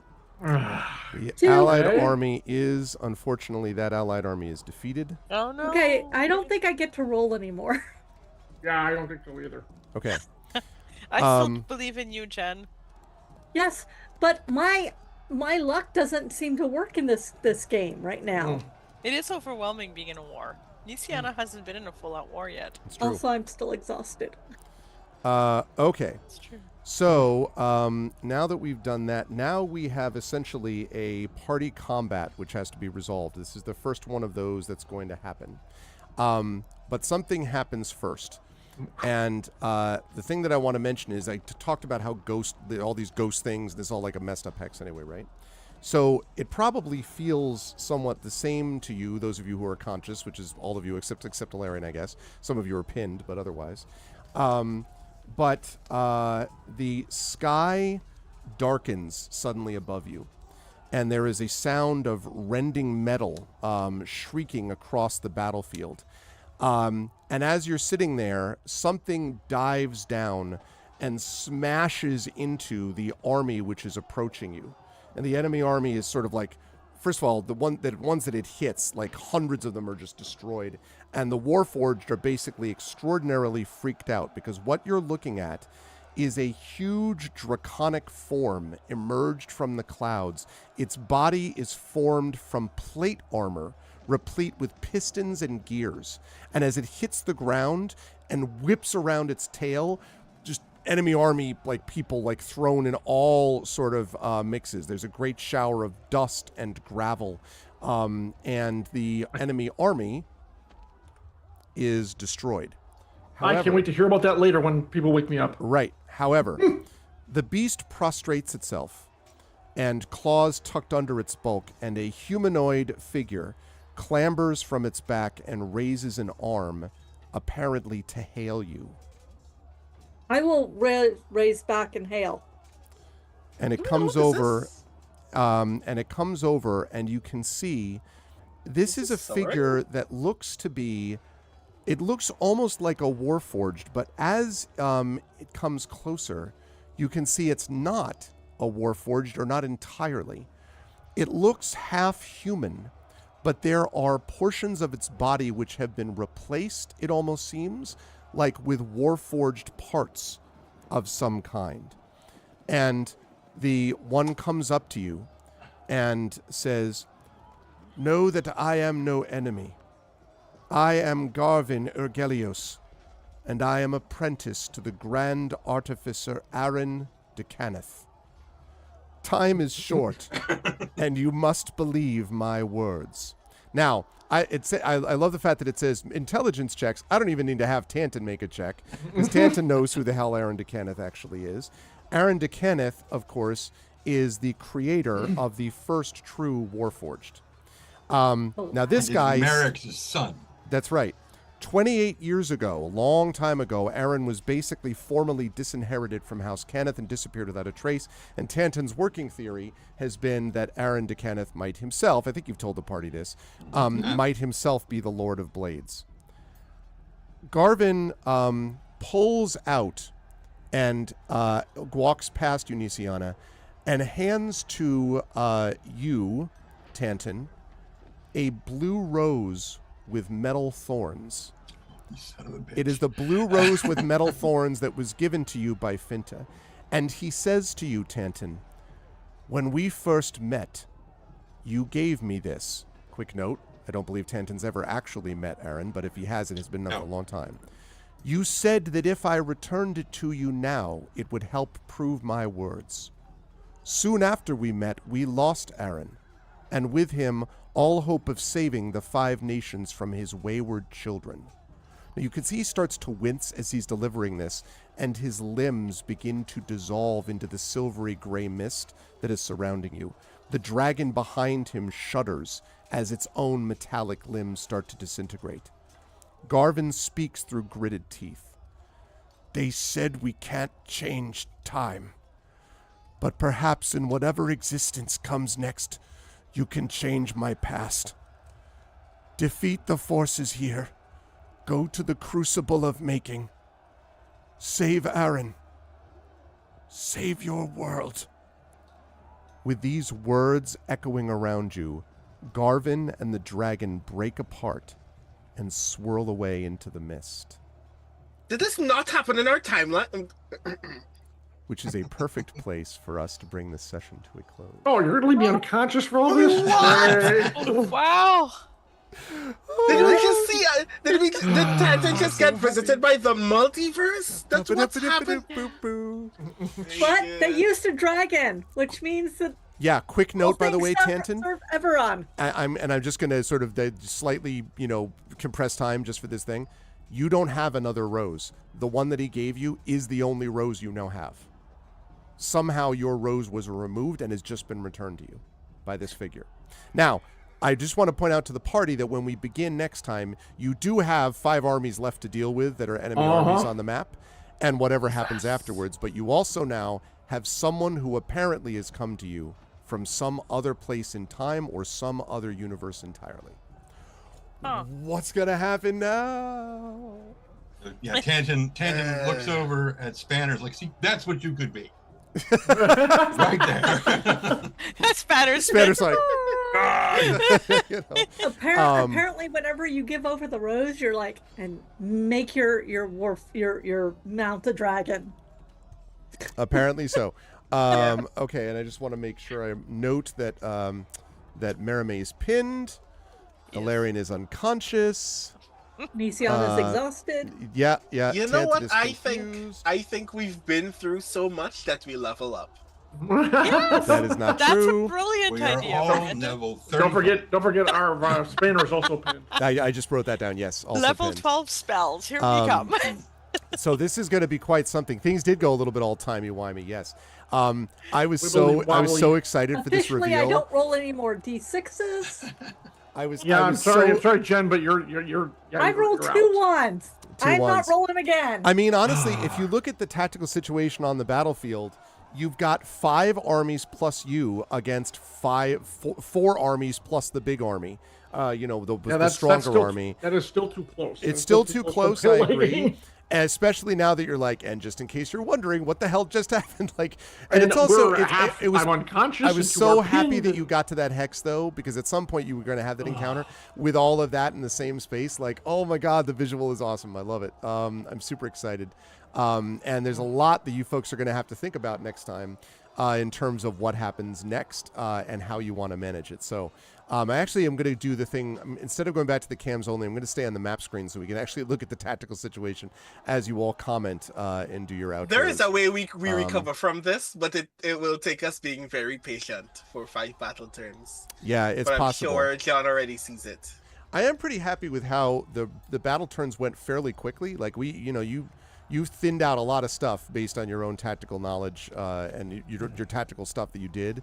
And strategically, I think you handled well the organization of these troops. But, you were outnumbered. I mean, listen, this is where they separate the King Citadel from the not King Citadel, right? Like, this is what we're actually doing better than I thought, to be honest. So this isn't bad.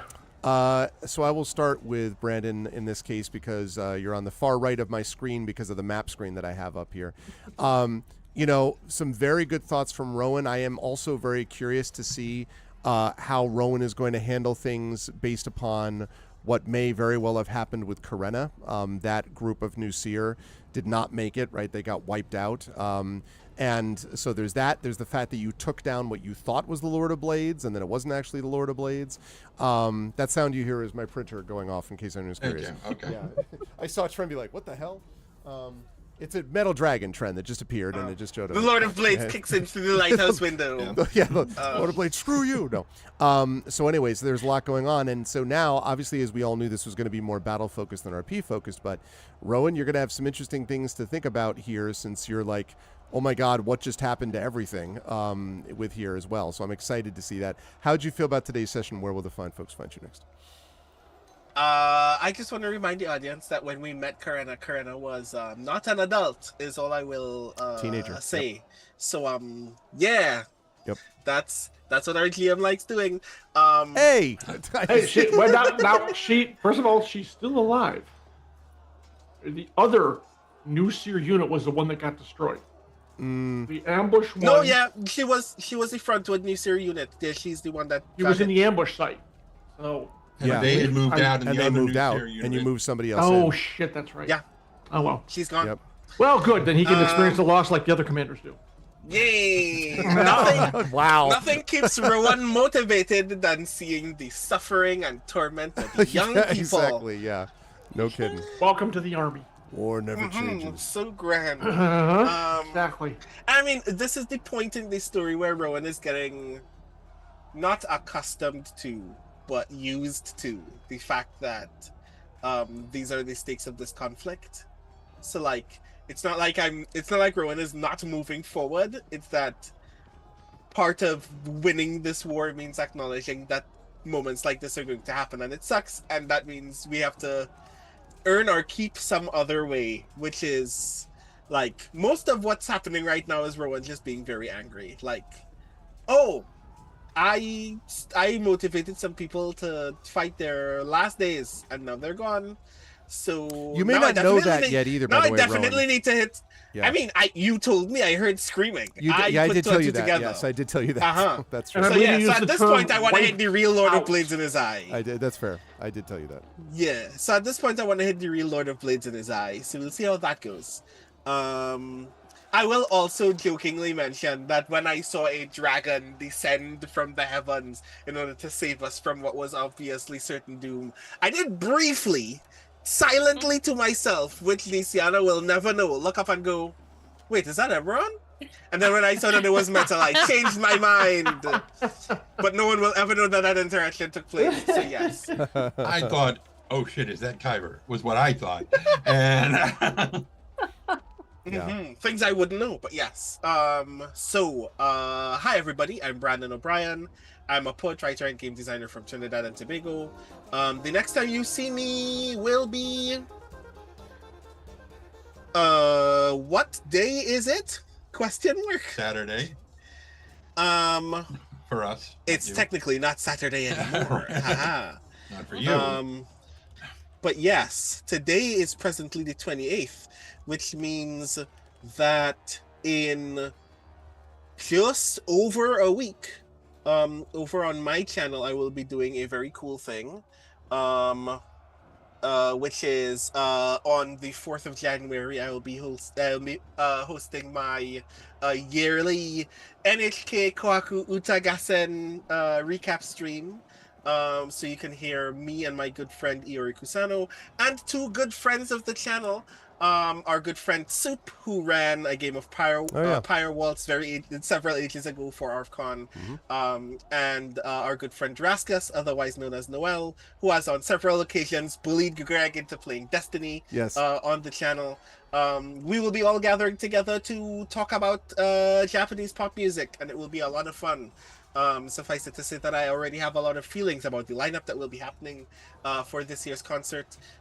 So that will be me attempting to get back into streaming on a regular basis. Nice. So let's see if that holds, because I am very bad at constantly being observed on screen. So we'll see. But I think that that stream will be very much fun. And then at some point in January, we have more Eberron to do. Yes. Which is going to be very exciting. 10th. Aha! We did in fact have a date, didn't we? Yes, January 10th. This is the part where idly I also mentioned of all of the other things that will be starting very soon in 2026 on this channel. There's another D&D game that's coming up very, very soon that will be run by our good friend Prince Justin. That is right, the 13th Icon, which features Darcy Little Badger and Mer Lafferty, and has Kathleen DeVere from Loading Ready Run and Triffity Mats from our very own channel. So I am very excited about that, and I've seen Drew has done the video for this and set up the video and the music. It's going to be awesome, and yes, it launches next month. I'm very excited for that. Suffice it to say that not only does this cast sound really rad, first time Mer's going to be playing in a long game on this channel. Yep. I'm very glad that Kathleen is going to be here, because that's going to be really kick-ass. Yep. But yes, more D&D coming to your eyeballs very, very soon in 2026. And I'm just hype about the thing. I'm not even involved. I just think that it's going to be really, really cool. So please keep your eyes out for that as well. But as for me, you can find me almost everywhere on the internet at The Rising Tides. That's TITHES. And also at my website, which is also my newsletter, which is BrandonO'Brien.xyz. This year, your job is to bully me into writing things. If I'm not writing when you see me online, bully me. That's all I have to say. That's right. That's right. And when you see him offline, like when we demos Grey If you see me in the street, ask me where my laptop is. Why are you walking? Why are you not writing right now? Anyway, thank you. Yeah, that's me. Thank you, Brandon. Happy New Year as well. Very excited for the new year to come also. Great stuff this year. Also, great stuff this whole year from Jen as well. Jen, this was fairly intense, I think it's fair to say. We had multiple situations where you had the Aura of Life, you had to heal people. You've obviously got all of these people around you that you're also trying to take care of. You got hit yourself in the combat, obviously. And there is now the concern about what has just randomly occurred with someone showing up from this multiverse/past timeline. What the hell is all this about? That is also to be resolved and figured out, assuming you can finish off the armies here, which itself is still very much in the balance. So there's a lot that's got to be thought about and dealt with, and keeping everyone alive, which is your bailiwick, right? That's going to be something that will be very much on Nisiana's mind, I imagine. How did you feel about today's session? Where will the fine folks find you next in the new year? The first question I have is, Brandon, where is Tokyo Gangsters playing? You recommended something. Tokyo Gangsters? Tokyo Godfathers. Godfathers. Where is it playing? God, I have no idea where you can get that on. Hold on. This is a question. You need to send me a message with that. Also, get me your novella. Yes. On time. which I promise I am actually almost done with. Like, I've actually been writing the words. So you will in fact get them on time this time. I promise. Bully. I'm willing to do what you asked me to do. How could you do 20,000 words longer than 1,500, sir? Faster than 1,500. I saw some of it being written when he was staying with me a few weeks ago. So was he sweating bullets in fear of me? He was just like, if I don't get this done, I was like, Brandon, shouldn't you be no food, no sleep, and he's carved, in my kitchen late at night typing away. Not that mean of an editor.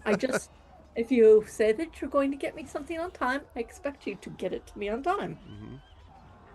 I'm just saying, that look, like the look that your mother gives you, where she's obviously not attempting to be cruel or violent to you, but you know that if this look changes, cruelness and violence will take place. It's cruelty adjacent. Is that? It will not be cruelness or violence. It will be disappointment. Even worse. This is worse. Even worse. This is worse. Yeah. Grand. Oh my God. Mm-hmm. Okay. Yes. So now that I have bullied Brandon per his request, I will spend the next week or so doing nothing and resting. A reminder, if you would like to learn about my new Clever Girls, please come and sign up for my website, for my newsletter at jenniferrozek.com. It's once a month because my PA makes me do it.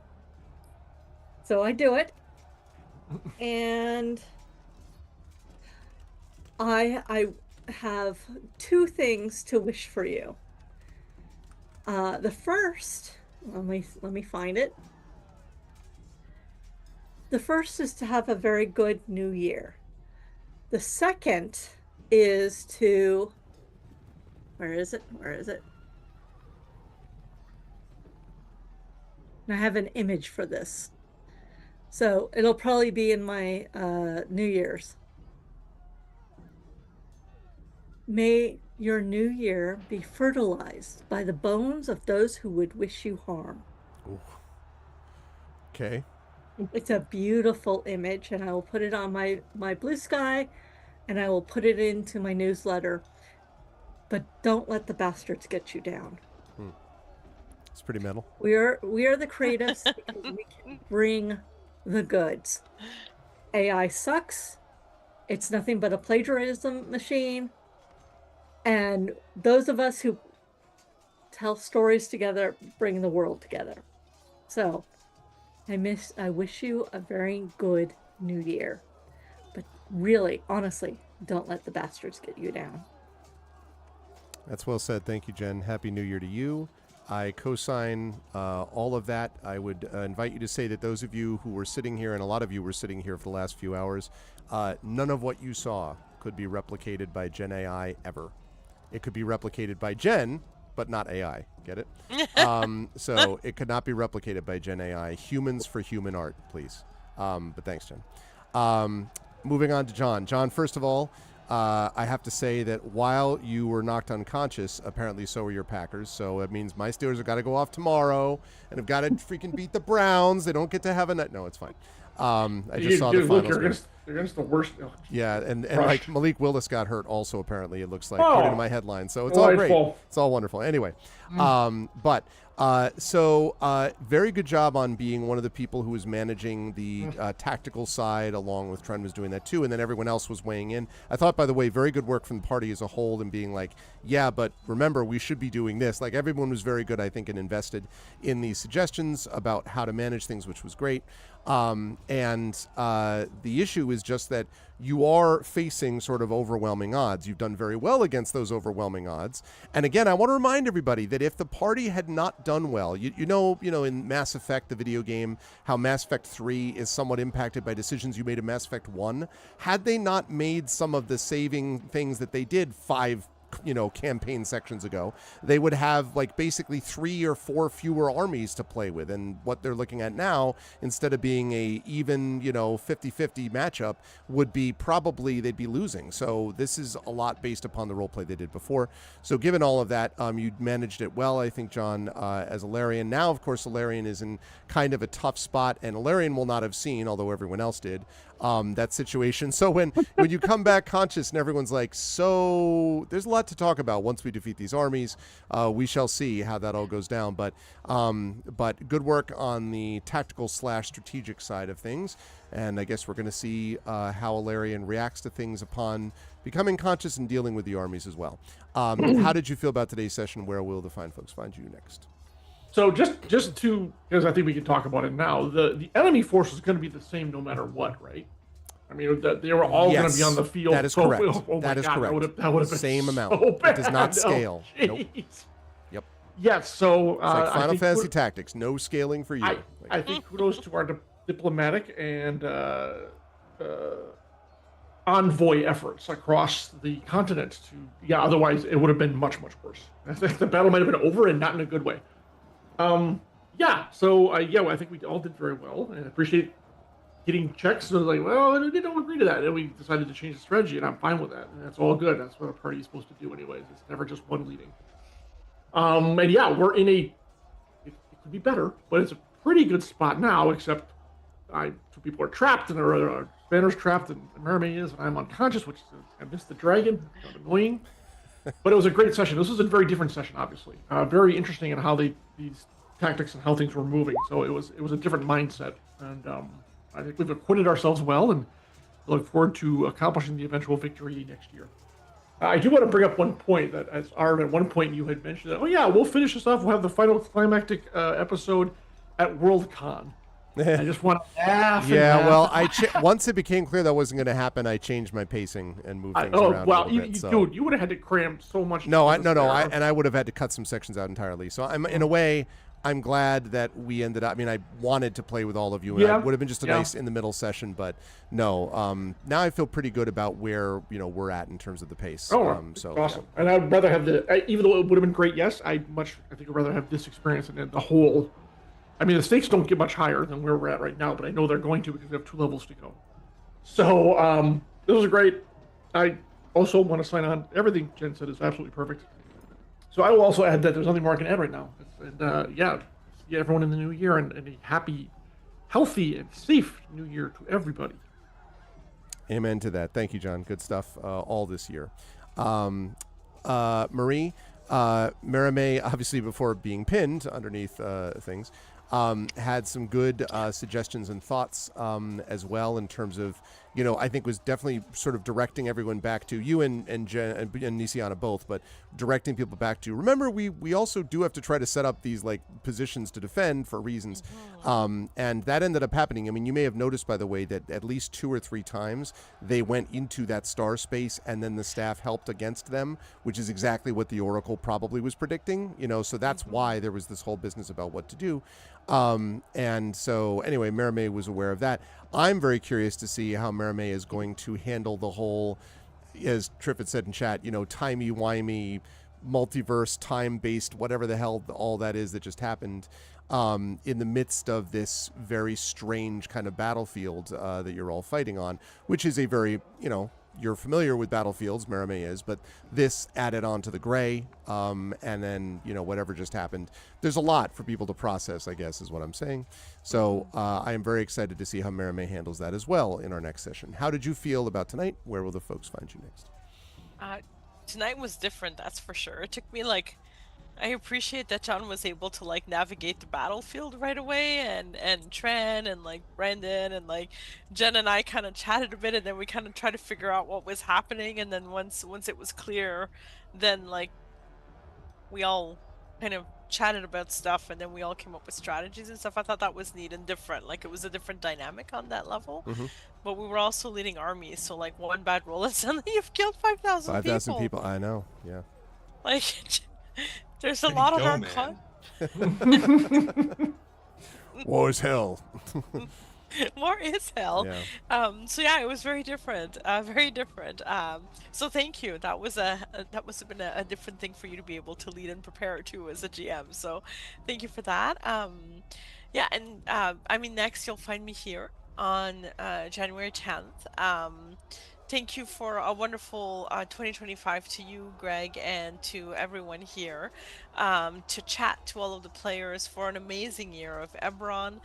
My year wouldn't have been the same without it, so I appreciate you all. I look forward to 2026, and I wish you much inspiration to all of you for the writing, for all of your creativity, and for just life in general and joy. So thank you all.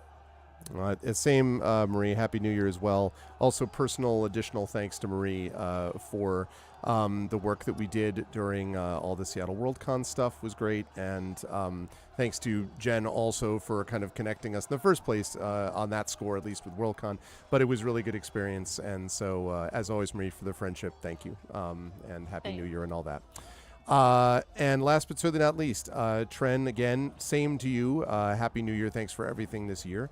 On this front, in terms of the session today, obviously a lot of stuff going on, not only in terms of what strategically was happening on the battle that you had to contribute to, but I was waiting for that moment because I knew the minute that actually, Aaron to Kenneth, and you're gonna be like, what the Jesus, seriously, and the handing over. I was really excited when there was that particular item that Finta gave and all that stuff. I was like, this is going to be great.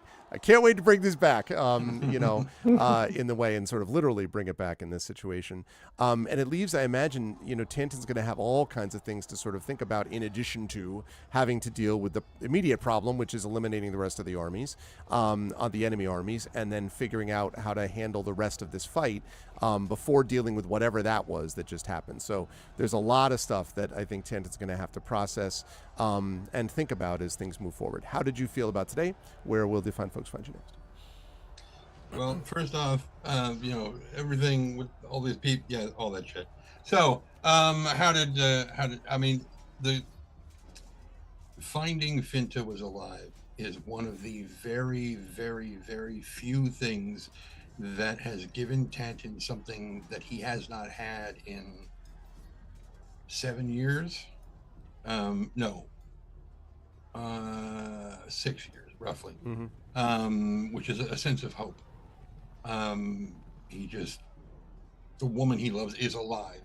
She may be, a little messed up right now, but at least she's alive, and he is over the moon about that shit. And the only other, there's the overall kind of down push of the fact that he's still convinced and now has much more evidence to the fact that someone that he really looks up to, because Merrick's was not a hero icon for him. He was the house lord, the baron of the house.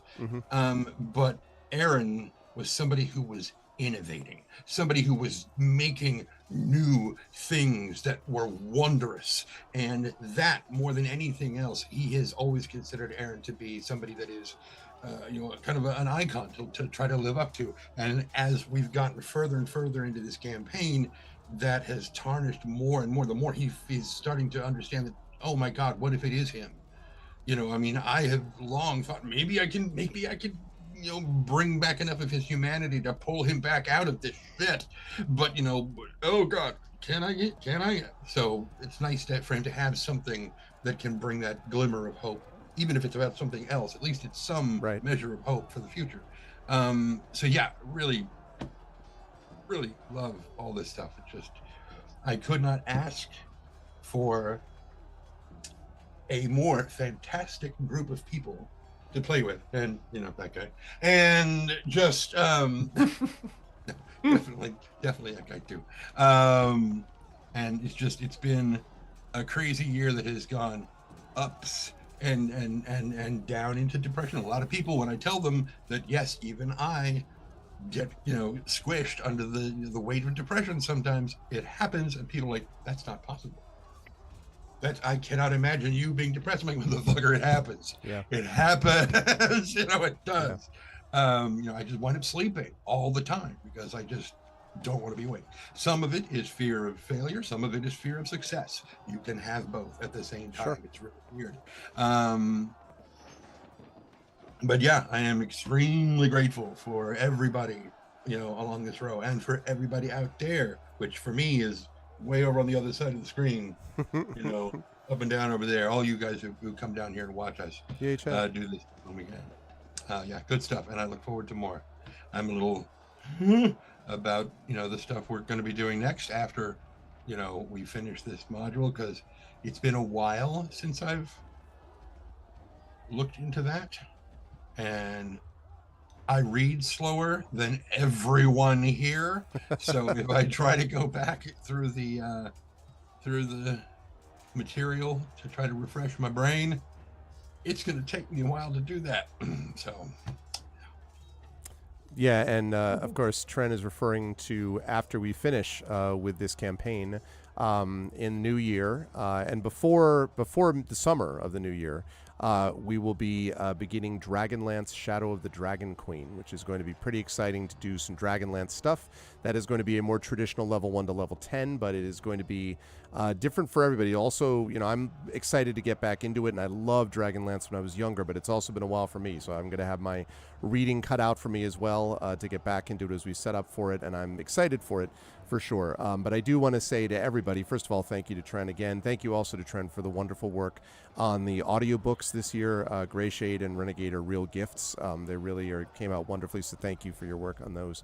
I should have the last part for review for you, hopefully by dawn. Oh, great. Oh, well, all right. I'm very happy having listened to Heretic as well. Again, anyone who hasn't listened to the audiobooks are in for a treat. Like, Tren did a really wonderful job. And if you haven't yet, repent! No. And I have to say, by the way, that I got my royalty statement and for July through September, and sold a good number more copies again of Grey Shade and Renegade and Heretic, and that I think is a consequence not just of BookBub, but of the fact that it's gotten a little bit of momentum and traction. That also is affected with audiobooks. So I'm grateful to everybody who made that happen, but I'm mentioning it because I'm talking to Tren right now. Yes. And I know that Jen had something to say. The last thing I wanted to mention. I just wanted to mention that there will be, I would like to run an utterly ridiculous game in between our big long things, like technically it's supposed to be one session. I know this group. I know this group. It'll probably be 3 to 5. Yeah. Called Agents of Insurance, based a high adventure, utterly ridiculous game based on the mascots from insurance companies. Yes, I have run this game before, and it involves. Well, I've told you what it involves, but it's utterly ridiculous. It's going to be awesome. So much fun. I am excited for that too. I would like to put Greg through the ringer. Balls and strikes. I just call balls and strikes. So since Jen was talking about bullying, well, since Brandon was talking about getting, I think we all of us should bully him, because even though the Renegade audiobook came out like 3 weeks ago, yes, nothing on Blue Sky from this man pimping it out yet. Wow, sad. Really, Greg? Yeah. Also, nothing from Athos Arts either. So, it's not just him. Yeah, but Greg, I know. I've been waiting for these guys to do it so that I can follow. Yes, it is your book. No, that's right. That's right. I don't remember. I don't actually. That's not true. I did mention it on Blue Sky, and in fact, I had it pinned. But I also was dealing with 3 other things that I posted in short order thereafter. But you are right that I have not brought it up again. I'm very bad at reposting stuff that is available to me, so I should go do that. So you are appropriate in bullying me. I accept the bullying. I've written a note, bully yourself, relating to that. And don't forget that I also host a Tell Me series where people tell me about speculative fiction projects and things that they have learned or hated around the project. So, I see. I'm picking up what you're putting down. I see. Yeah, what you're just throwing that to Tren and to you. Yeah. Or what is it like to bring something from prose to audio, and how does the author feel about such things? It would be, as long as I don't have to say the word leapt. Someone here also does interviews at Nerds of a Feather. That would be very cool, actually, to do. Prince Justin, I appreciate that. Prince Justin, of course, did like one of the best reviews I've ever read, and it's not just because it was of my trilogy, but it was just so beautifully written and like dealing with a lot of stuff. Anytime you get someone whose favorite author is Roger Zelazny to say nails his Corwin of Amber moment, you're like, outstanding. I've done something right. So anyway, I will take both. I'll try to take both of those into account. Maybe Tren and I can do a whirlwind virtual tour, by which I mean interviewing a couple people if Tren's open to that. That would be cool. Yes. And I will think more about that as we move into the new year, because the audiobooks really are great. Like Tren did a really good job with them. And I think that I'd like to think I have a little bit of an oral sense in my writing, so I do think they read well, if you will, like, in space. So, I appreciate that. But what I wanted to say before I was bullied into talking about my own work was I wanted to thank this group. I do want to thank chat, of course, because chat, I really appreciate all the folks who are here all the time. Those of you who come in just for the first time, thanks to the folks who did the raids today and those who have watched us all year. But I also want to thank the Infinity and Beyond crew, which is my longest running crew. Different people have come in. There are a couple who are stalwarts, Tren and John in particular, but the other folks, Marie and Jen and Brandon, are all part of a long sort of term, dating back years and years and years, tradition of really wonderful role play. And I'm lucky that I have amazing players in multiple campaigns, but it has been really great to bring an experienced group all the way from level 1 all the way up and see them go through this. That's been an amazing experience for me, especially in my favorite non-Forgotten Realms setting of Eberron. It's been great to do that because I think they've delivered exactly as I would hope. So I wanted to thank all of the Infinity and Beyond crew for being awesome and to wish them a very happy new year, friends and good players all. So chat, for the last time in 2025, can we get some love for Tren Sparks, for Marie Bilodeau, for John Helfers, for Jennifer Brozick, and Brandon O'Brien? Happy New Year to the Infinity and Beyond crew. I'll see you folks in a couple of weeks when it'll be time to kick some enemy Warforged ass across the battlefield, I think, is what we're looking at. Until then, Happy New Year, everybody, and I will see you all soon, crew. Bye for now. Bye. Happy New Year, everyone. And that, lovely folks, is going to do it for us for tonight and for 2025, at least as far as this campaign is concerned. Again, as I said, I have been super, super happy with this crew. They have delivered exactly as I might have hoped they would. Both interesting, intriguing work on the role play side, interesting decisions. One of the best things is the fact that as a DM, you never really know what exactly you're going to, you don't know what things, like what story, little threads you put out there that players are going to pick up on, or what story threads the players are going to provide that you're like, oh, I wasn't even planning on that. That's amazing. Wow. I'm so excited that, that you picked up on those things. So it's very, very cool that I've been with this crew to be able to do that. All of my players are surprising, and all my campaigns are surprising in their own ways. But I just love the sort of level of experience and trust that this group has with each other. That's really what stands out, I think, about this crew is experience and trust. And I think it comes through in the play. And it's one of the reasons that this is a crew that I felt okay giving a level 1 to a level 20 campaign. If they manage to get through this, they'll hit level 20 just before the end of the campaign.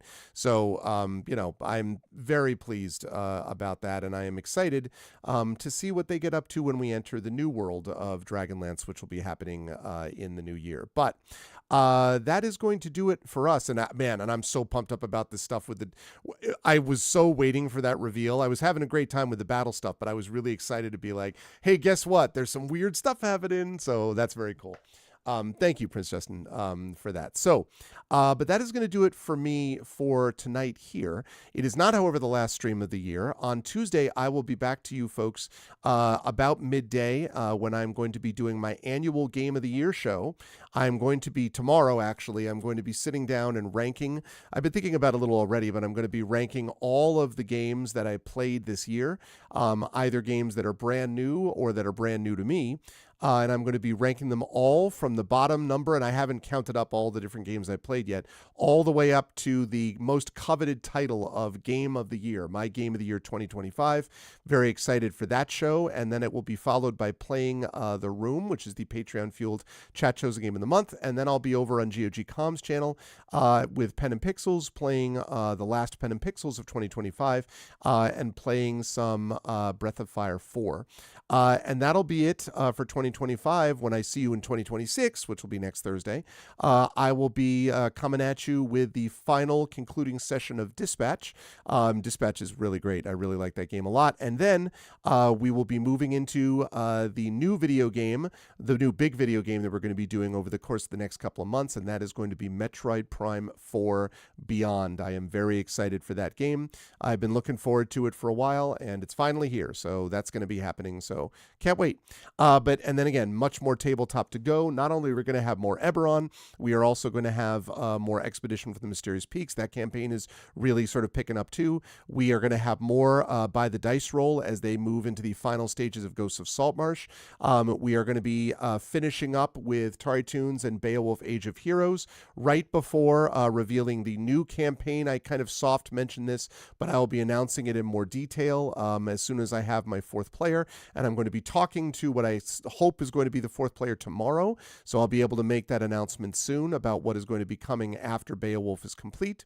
And then we have more community D&D with the Shadow Crew as they continue to play Dungeon of the Mad Mage. That group has been amazing. And then, of course, we are also launching, as we just heard, Prince Justin will be launching the 13th Icon. And I am excited for Prince Justin as DM. I am excited for that entire group of people, as I mentioned, Darcy and Myrrh and Kathleen and Triffid playing in the 13th Icon. Super excited for that. That is going to be our second, the Prince Justin's Court, I believe is what we're calling it, but the second of our community D&D sessions hosted on this channel. So I'm super excited for that. It's going to be a lot of good tabletop and hopefully a lot of good writing stuff as well. Cross your fingers, everybody. Writing stuff, hopefully good writing news coming my way over the next couple of months. Also, cross your fingers to the Pittsburgh Steelers, that are playing tomorrow, but that's not as relevant. But that's going to do it for me for now. And I think actually, because we did have I really appreciated those raids today. That was really helpful. So thank you, everybody. Let me see what I've got here. Let's see. Well. I have not seen this person for a while. Okay, great. So we are going to do a raid, and the raid is very simple. If you are not a sub, hey, what's up, Excel? I do have a team. It's the Steelers. Well, I'm also Huskies and everything. Oh, I appreciate that, guy, Shield. Well, I'm pretty sure I have my player. I have my fourth player that I'm in mind. because I'm focusing on sort of streamers and or people that are directly connected in various ways to things, plus Tari, of course. So, but I appreciate that. I will keep that in mind, Gaia Shield, for sure. So anyway, if you are not a sub, you're going to do that. Twitch raid, lowercase twitch, uppercase r, lowercase aid. If you are a sub, you're going to do this, which is the Arvanauts have landed, followed by Twitch raid, and then you've got Arvany hype, Arvany love, Arvany smug, Arvany blown, all of the Arvanys when you are brought over automagically to this place that we're going to be raiding in a minute. So please go do that. It really helps the channel that we raid. It really helps us too. So please do that. Also, if you like what you saw and heard, I hope you will follow the channel. I hope you will check out our YouTube with !ArvTube. As a reminder, 5-pack of gift subs are 35% off between now and the end of the year. So definitely make sure to do that. If you are interested in giving some subs to people, keep that in mind. That'll be going on as well. I'll try to remind people about that on Tuesday also. So, but yeah, as a last sort of end of the year sort of thing. But I want to thank everyone who made this awesome. Again, you can follow the channel. You can check out the YouTube with !ArvTube. Thanks to everyone who watched me over there today. Please subscribe over there. It's free for you to do that, but it really helps us out. Discord is !ArvCord. You can hang out with the Arvanauts in between streams. Blue Sky, !ArvSky. Website for this, arvanelleron.com. Financially, !ArvShop. That's the merchandise area. !ArvTreon is the Patreon. Really trying to build that number up. You can get unique stuff for yourself and good stuff for the channel as well. Along with subbing to the channel, as a couple of people did today. Subbing really helps too. Get those custom sub badges and emotes to use here, there, and everywhere across Twitch, plus inspirations to help our players also. On the publishing front, Icarus, my graphic novel from Athos Arts, Library, Tales and Tomes, The Forbidden Library, that's my 5e adventure and sourcebook, from Alligator Alley Entertainment, and Grayshade, that is my Grayshade IP, as we just talked about, Renegade, Grayshade, Renegade, and Heretic, the Grey Assassin trilogy, critically acclaimed and award-winning. You can get those at that link from Athos Arts. You can also get the audiobook of Grayshade and Renegade from our very own Trent Sparks, as you just heard me getting bullied about. So there's all of that. And you can also be on the lookout for Heretic, which will be out early next year. And if you have not already done so, you can also check out and pre-order the tabletop role-playing game of Grayshade, coming to you from Alligator Alley Entertainment and the person you saw tonight as well, Brandon O'Brien, The Rising Tides. He's done an amazing job with that, and I can't wait for you all to see that game, which will be coming out early next year as well. Otherwise, as always, BLM, Black Lives Matter, important to affirm and assert the significance and importance of Black lives. Help Now, the World Health Organization page on suicide prevention. Important to reach out to others when you need help and reach out to others when they need help as well.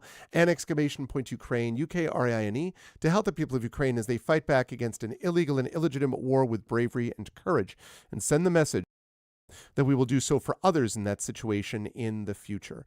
I do want to thank, in particular, Infinite Monkey Tales for rating today and Robert Hartley GM for rating today. Thanks to both of you for doing that. I really appreciate it. It was great to have more people in here checking us out. Thanks for the follows tonight as well. And thank you to my wonderful mods. Thank you to Prince Justin and the Rising Tides. I know Triffid was here earlier as well. Best mods in the business. Thank you so much. Thank you as well to my Patreon supporters and subscribers. Thank you to Prince Justin. Thank you to Gaia Shield and Mrs. Dunsel. Thank you so much for that. And thank you to all my wonderful viewers today.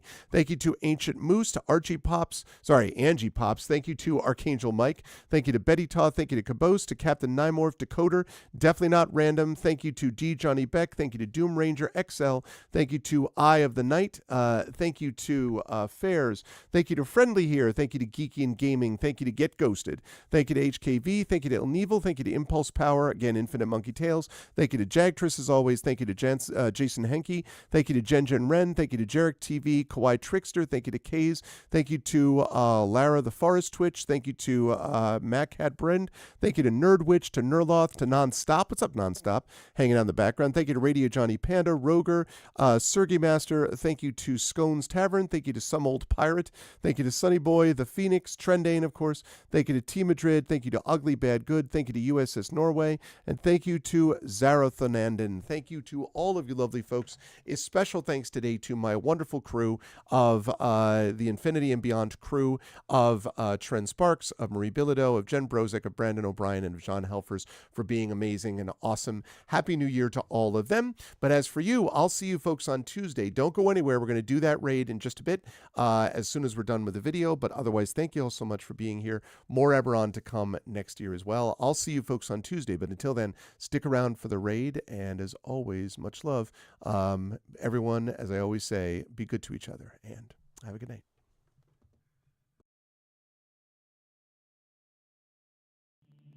Most folks in Eberron live their lives hoping to survive and protect the ones they care about the most. A few do that and more, trying to help those around them, even the ones they don't know. But only one group does all that when no one else can. The King's Citadel. The ones who do the job no one else can do. Elarian, the Shield. A star-forged Aegis whose strength lies in the defense of their companions and their will to keep the Citadel and its missions safe, no matter the price, even when that price must finally be paid. Merime, the Sword. A Kalashtar bard whose dreams predict doom and disaster, and who has touched the mind of a god. Her skill in battle, insight into the hearts and minds of those she encounters, and love for her sister in the Citadel is more necessary than ever, if her divinely touched spirit does not waver. Tantan, the Brain. A dragon-marked human artificer whose jovial demeanor conceals a deep curiosity, razor-sharp intellect, and long memory. He knows what he did for the last war, and he knows what it did to him. And now that he has returned to the site of it all, deep within the ruins of Seir, he knows how much worse the next war will be, unless he can stop it. Nisiana, the Heart. A dragon-marked halfling healer whose love for her sister is matched only by her desire to help and heal the members of the Citadel. She's grown wiser and more wary, and has learned that at times harming matters as much as healing. Can she keep hope and the King's Citadel alive? Rowan, the Wild Card. A human wild magic sorcerer who's played a dangerous game for most of his life. He's gone all in to save his friends, but for the first time he's learned they're not the only ones sitting at the table. Can he break through the shadows of his past and finally call the bluff? These 5 elite operatives came together to aid the salvage outpost of Salvation, where the Grey hovers nearby, a threat and a promise. With the Oracle of War, they found an artifact powerful enough to end a war, or begin one. They traveled to Sharn's City of Towers to unravel the Oracle's mysteries while stopping assassination attempts from the terrorist organization known as the Emerald Claw. They traveled back to Salvation and into the Grey to repel a war-forged invasion and take the fight to the Lord of Blade's secret fortress Razorcrag. They paid a heavy price to rescue hostages from the fortress, and the Lord of Blades escaped into the Grey, seeking a way to create an army of Warforged powerful enough to crush the 5 nations of Corvair. But the Citadel had more immediate problems, the Emerald Claw, and a looming war. At the same time learning that the Lord of Blades seeks the Oracle of Bones to create his invincible army. Now the King's Citadel is in a race against time to unite the 5 nations and stop the Lord of Blades before he can turn his full might against all of Corvair. They've saved Salvation, navigated Sharn, prevented disaster at Razorcrag, stopped the war with Thrain, and thwarted the Emerald Claw. But can they finally unlock the Oracle of War's secrets and defeat the Lord of Blades? Only if they remember that in the end, all they have is each other and the King's Citadel. Long live the King. Welcome to Eberron. Welcome to Corvair. Welcome to the final season of the Oracle of War.